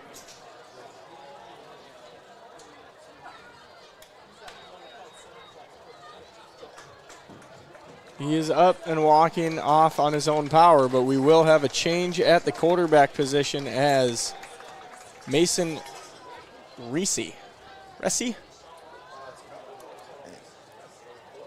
One thing that I think he probably got the wind knocked out of him because he had the ball. He had the ball in his midsection, and Howie Johnson, he landed on top of the ball with Howie Johnson on top of him. So Ressi, handoff up the middle, 8-yard run. Gilbertson on the carry that time. Deckerstrom on the stop for your Rangers. No. That carry takes 6-yard it out to run. Eagan, 39-yard line. Second 10. Second and 4. Second and 4. Ball on the 39. Ressi. No, Brooklyn back in. Eagan will lunge forward for a first down. 6:27 left to go. Clock will stop every time there is a first down. Gilbertson So again on the carry.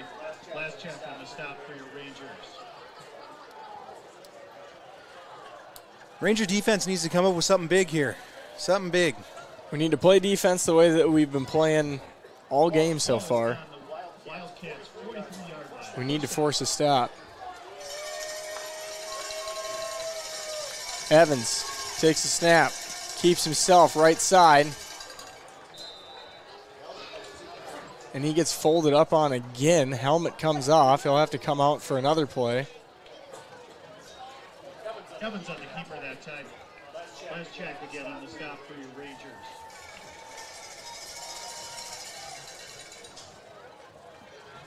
Second down.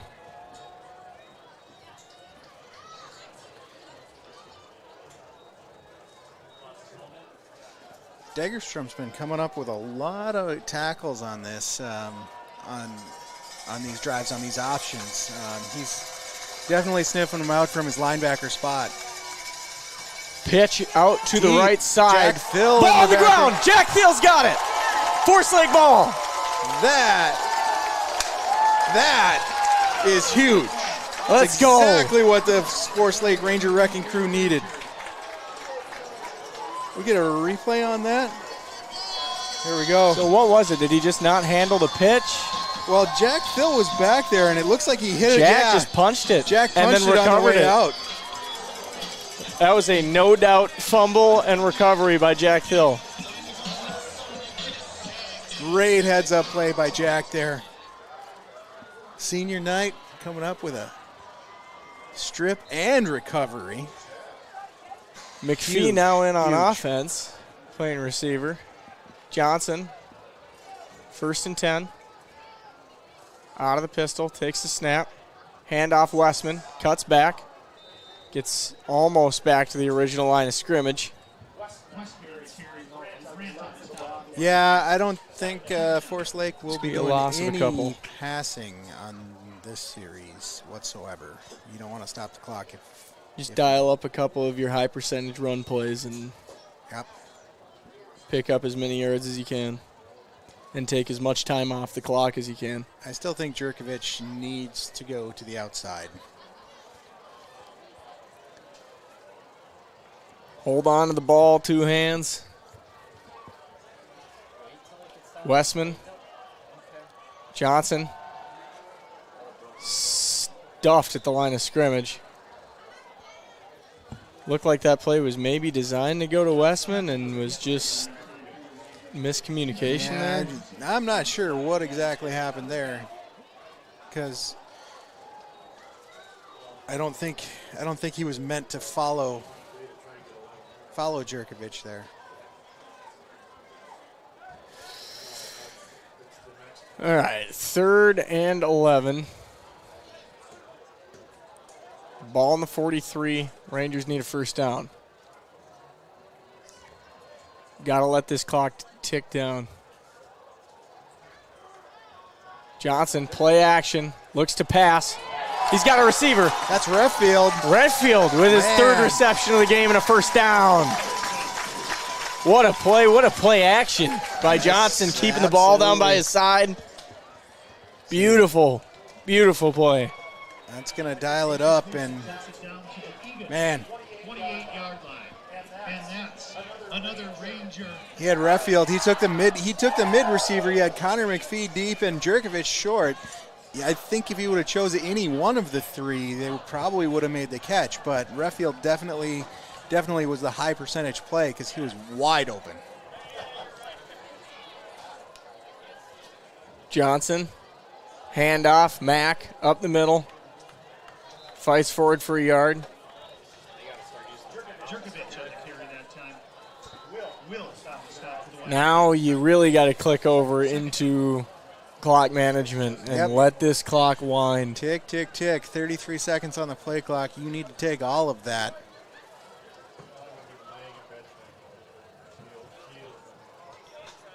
$20 on the play clock currently. They need to let that get down to about 2. Yep. And yeah, don't let your linemen get into their stance too early, because then that's when you get jumps and stuff. Durago up the middle. Angry run. Runs God, over. if he would have gone right, I Yeah. think he had it. Yeah. Ah. That'll move the chains for the Forest Lake Rangers, and Durago with a little hitch in his Hop, giddy up there. skip, and a little jump. Hop. 17-yard line. And that's A good run by Durago. Yeah. Yeah, I think if he just keeps going down the sideline or angles out towards the sideline, he's got a real good chance of scoring on that play. Right there. Yeah, I don't know. He looks for contact. He is not shy. Johnson calls Westman in motion. Hand off, Mack up the middle. Falls forward, gain of 3. And now Eagan will use a timeout. Jerkovich on the carry. Grant on the stop. All right, so we're Second second charge and- timeout. It'll be second down at about 7.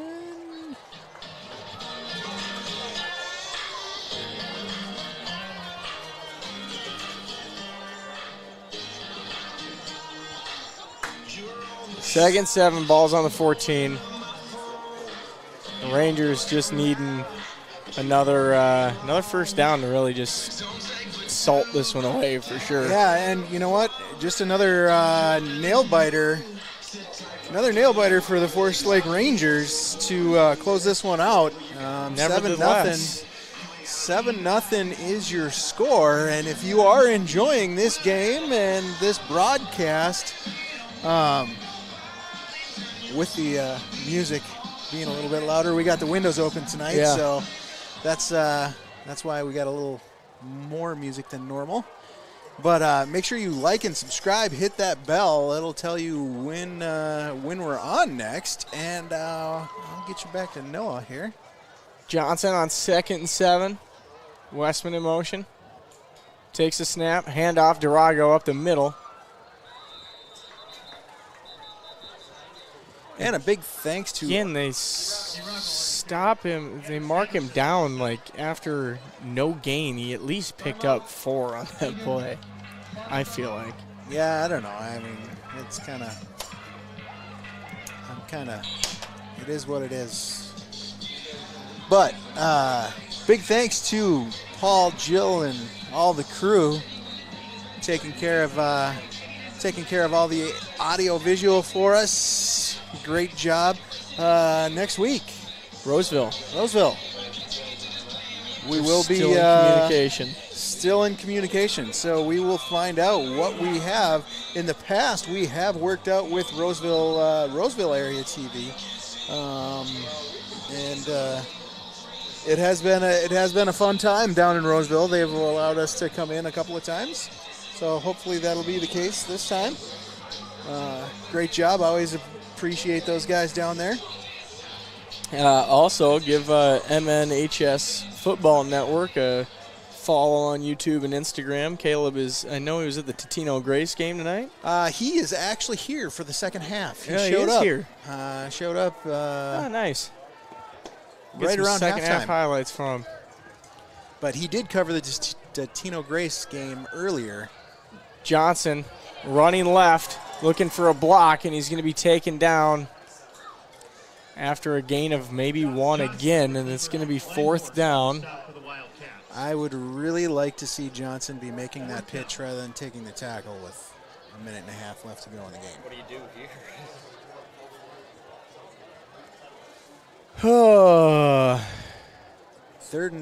Fourth and 8. I would kick it right now. Yeah, Why aren't they using it? that would definitely be an option, but Well, they're going wasn't this to about- take a timeout with 15 seconds left to go. Well, Forest Lake is all Yeah. So 1 second left on the play clock, and then decide what to do. We get down to 57, and the Rangers will use a timeout. I would imagine they're gonna kick it now after that. That is their first timeout used tonight. And where is Lubavitch? He's heading in. So Lubavitch in to attempt the field goal to put the Rangers up by 2 scores with 57 seconds left in the game. Yeah, if Lubavitch can kick this one through, that would pretty much ice the game. Barring any crazy long return slash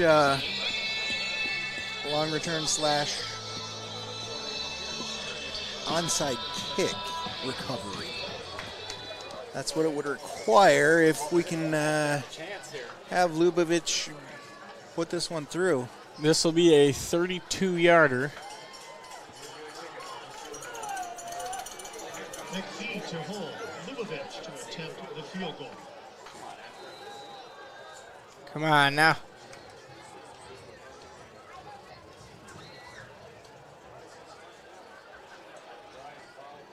To ice it. Connor, snap, spot, kick. No good. Wide right. From that left hash, he's definitely kind of been angling it a little bit too much. Well, from the looks of how that went after the play, he was not happy with Connor on the hold. So now defense on the field. Well, it's 53 seconds left, and they're going to have to pass, which they've not been able to do. 80 yards to go. Forest Lake is playing back. Actually, Jack Bill comes up. Lashinsky playing. They look to pass. Throw back across the field. Intercepted. Dagerstrom. Ball up. Ball. Oh, no. And they're going to call it incomplete now. That is going to be incomplete. Dagerstrom almost came down with it. Ah, man.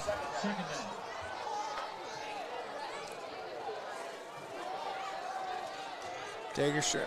Wow. Oh, that was a great play by their running back. Well, 20 Madden Ison to strip that ball away. Leo Meyer nearly got back in there to pick that ball back off. All right, this is the first time Second and 10. First time that we've seen the rumble of the crowd. Drops to pass. Rolls out, has to run. Takes a lot of time. Goes out of bounds. Howie pulls up at the last second. Yeah, I was worried about that. Wasn't sure if he was. This right now is the time where you can get one of those penalties that you're just trying to make a play so much that you don't even realize that the sideline is there. 37 seconds left.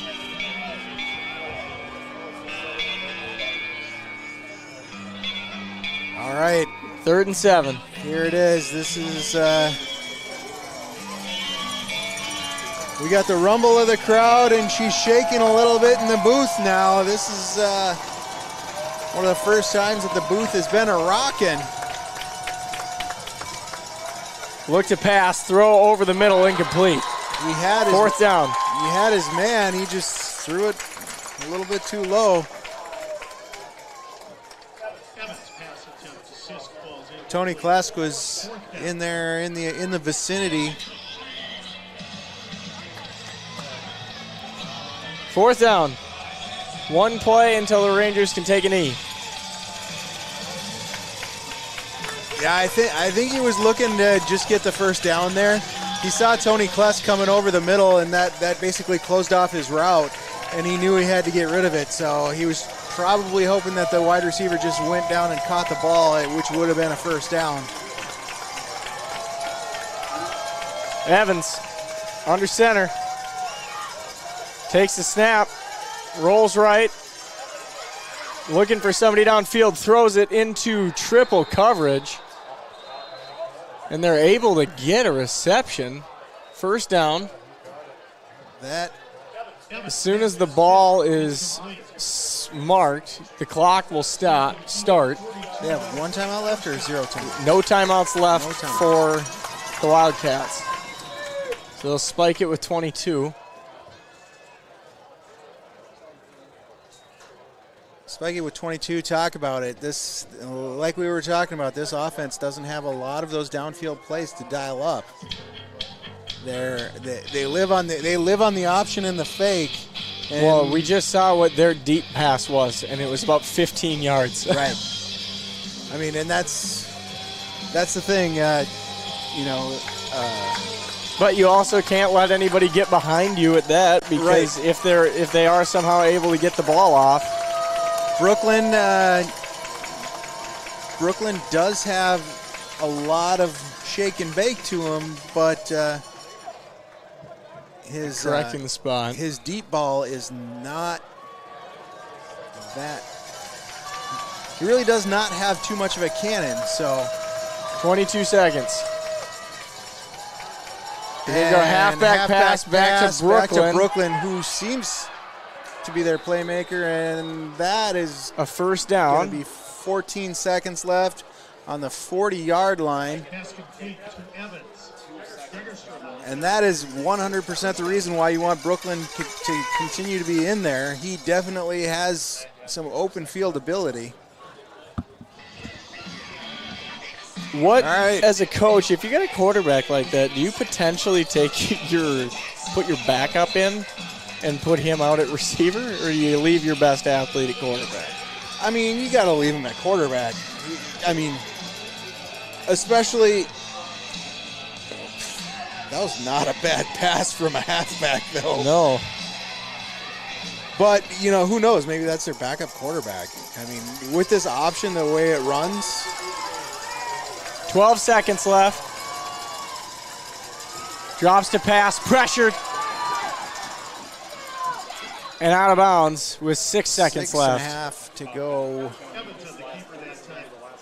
Holy cow. Great job. I believe Hanegraaff. that was, Hunter Hanegraaff on the pressure. 9-yard line. He was moving and shaking, that's for sure. Would have been great. Would have been great to get some hands on him and tackle him. That probably would have ended the game. But once again, Brooklyn is very, very athletic, and he is a tough guy to bring down. All right, here we go. They're going Hail Mary time. Force Lake in the prevent. Brooklyn Howie Johnson steps flushes him up. He's going to out. have to run. Doesn't matter. They're not going to have time. 0.3 seconds left. Oh. They shouldn't have the time. You're going to have one play here. As soon as the ball is marked. They can't clock it. Game over. Game over. They needed to Wow. snap that ball and throw it into the end zone.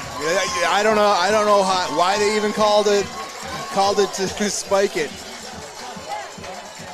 Yeah, I don't get that play call. I mean, and that also as a quarterback, you need to have you got to have the awareness of how much time is left on the clock. As soon as the whistle goes, I need to snap this ball and throw it into the end zone. Right. You can't spike it. I mean, you need to A snap. spike takes more than 0.3 Right. seconds. You need to snap the ball and just let anybody go anywhere. And I mean, Look for a receiver. you're either looking for a receiver, you're looking to do the pitch, you're looking to have the play where there's 5 guys that touch the ball and they pitch it to each other. If you don't have anything to dial up into the end zone. The last 2 plays for Eagan. So we just had somebody text in. Last 2 plays for Eagan, if you go back and count, they had 12 men on the field, and it was never called. I am not shocked. So, wow. The last 2 home games, 2 big upsets. Exciting Absolutely. games to the end. Yes, very exciting. And once again, the Forest Lake Rangers, you know what? Plowing through adversity. Plowing through adversity. And you know what keys to the game? Coming out and just putting that putting that touchdown in on the first drive of the game. It's the only time that there was a score in this game, period, a defensive battle and a battle in the trenches, a battle that was won in the trenches by the Forest Lake Ranger Wrecking Crew and those Forest Lake Freightliners there. So we got a lot of we got the touchdown. We didn't get a lot of points. We got the touchdown in the beginning, but one thing we did have the ability to run the ball and drain the clock out. So, this is definitely not one of those games where you're like, man, did you see the game? And, it was so super exciting. This was a battle of attrition. Yes, it was a battle of attrition, and this was a battle that maybe only offensive and defensive linemen can really appreciate, because there was so much done in the trenches here, and great job to Coach Biscow. This was one of those times where I don't think we saw the second half adjustments from the other team that we've seen in the past. And, he definitely worked through a lot of that. And, hopefully going forward we can keep this ball rolling. This defense played amazing tonight. It was definitely a bend but don't break in a situation where there was a lot of options, and it's frustrating. It's frustrating. Can you imagine how frustrating it is for Howie Johnson? Like, he thinks he's got 3 tackles for a loss and he has 0 because the guy that should have the ball. And that's a whole other thing of the triple option, is the frustration of that all night just long. Like that. And it's one of those things that, man, it's a tough offense to play. And you know what? The other key to the game, we can say, hey, you know what? We might not have got some calls. There was one call that did go our way. And that was when the Wildcats wildcatted themselves into faking the ball so good that even the official thought that it was over. Yeah. So that is funny how that works out. Right. So just a heads up to all you coaches that want to say, hey, you know what, they shouldn't have been able to take that back. I completely understand how the official ended up blowing the whistle early there. Yeah. And yes, it is fortunate for the Forest Lake Rangers that happened. They would have been a tie game, or 7-6, and then they would have had to, kick the extra point. However, that is part of the poison pill when you pick that offense to run. Well, I mean, I think you said it all. I don't really have any post game. I think who would I give my? Hey, you know what? I got something. Who would I give my player of the game to? Ooh, I know who I give it to. What was that? I think somebody closes the windows over there. Gotcha. I have 2 people that I am going to give my player of the game to. Okay. And they are both on defense. Okay. Biggest play of the game, Jack Thill. The fumble, punch out, and recovery by himself. Senior night, boom, goes the dynamite, turns it over on downs, gives Forest Lake the time to try and go and kick another field goal. And the other one, actually, technically, he's not just offense. I mean, he's not just defense. But Stefan Lachak played both ways all night tonight. First time he's done that, and man, did he make a difference in the middle tonight. There were some big plays up the middle, but that's more of a factor of this defense playing 4 down linemen, not being used to it. But Stefan Lachak put in work tonight that solidified the center of this defensive line. It allowed Howie Johnson to do a little bit more of that. I can go and rove around now a little bit more, and I can maybe pursue a little bit more than I used to not be able to do with a 3-man front. So, I think for me, if I had to give 2 additional game balls, yeah, I'm giving one to McPhee. Yeah, they tested him twice in 2 deep ball type shots. Absolutely, he picked one off. Yep. and he had a pass breakup. had a great pass breakup with some crazy closing speed to break up that one. Yep. And then I think on offense, I think I'm giving a game ball to the entire offensive line for the way that they blocked and opened up running holes and just got that push tonight. I think that was, or, I might also give one to, where's he at? Jacob Renfield. He had 3 huge first down catches tonight. Yes, absolutely. His last catch, I thought iced the game. Mm-hmm. It turns out that it didn't. Yeah. But I would have thought that just that last catch could have iced the game. I wasn't sure that they had 2 timeouts left. If they would only had 1 timeout, I believe that would have iced the game for sure. But yes, I agree. Redfield had a great game, and also Connor McPhee had a solid game as well. But yeah, I'm gonna stick with O-line game balls, and Stefan Lachak, you definitely deserve one tonight. What the hell are they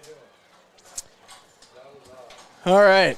Well, we will see who. I believe we'll be back next week. Yeah, I just got to make a phone call. I really think we can work out something with Roseville. They've always been great to us in the past.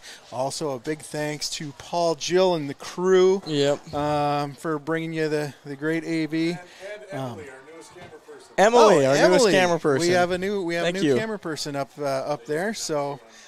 Big shout out to Emily on our first night. Hope she had fun and hope she gets used to it.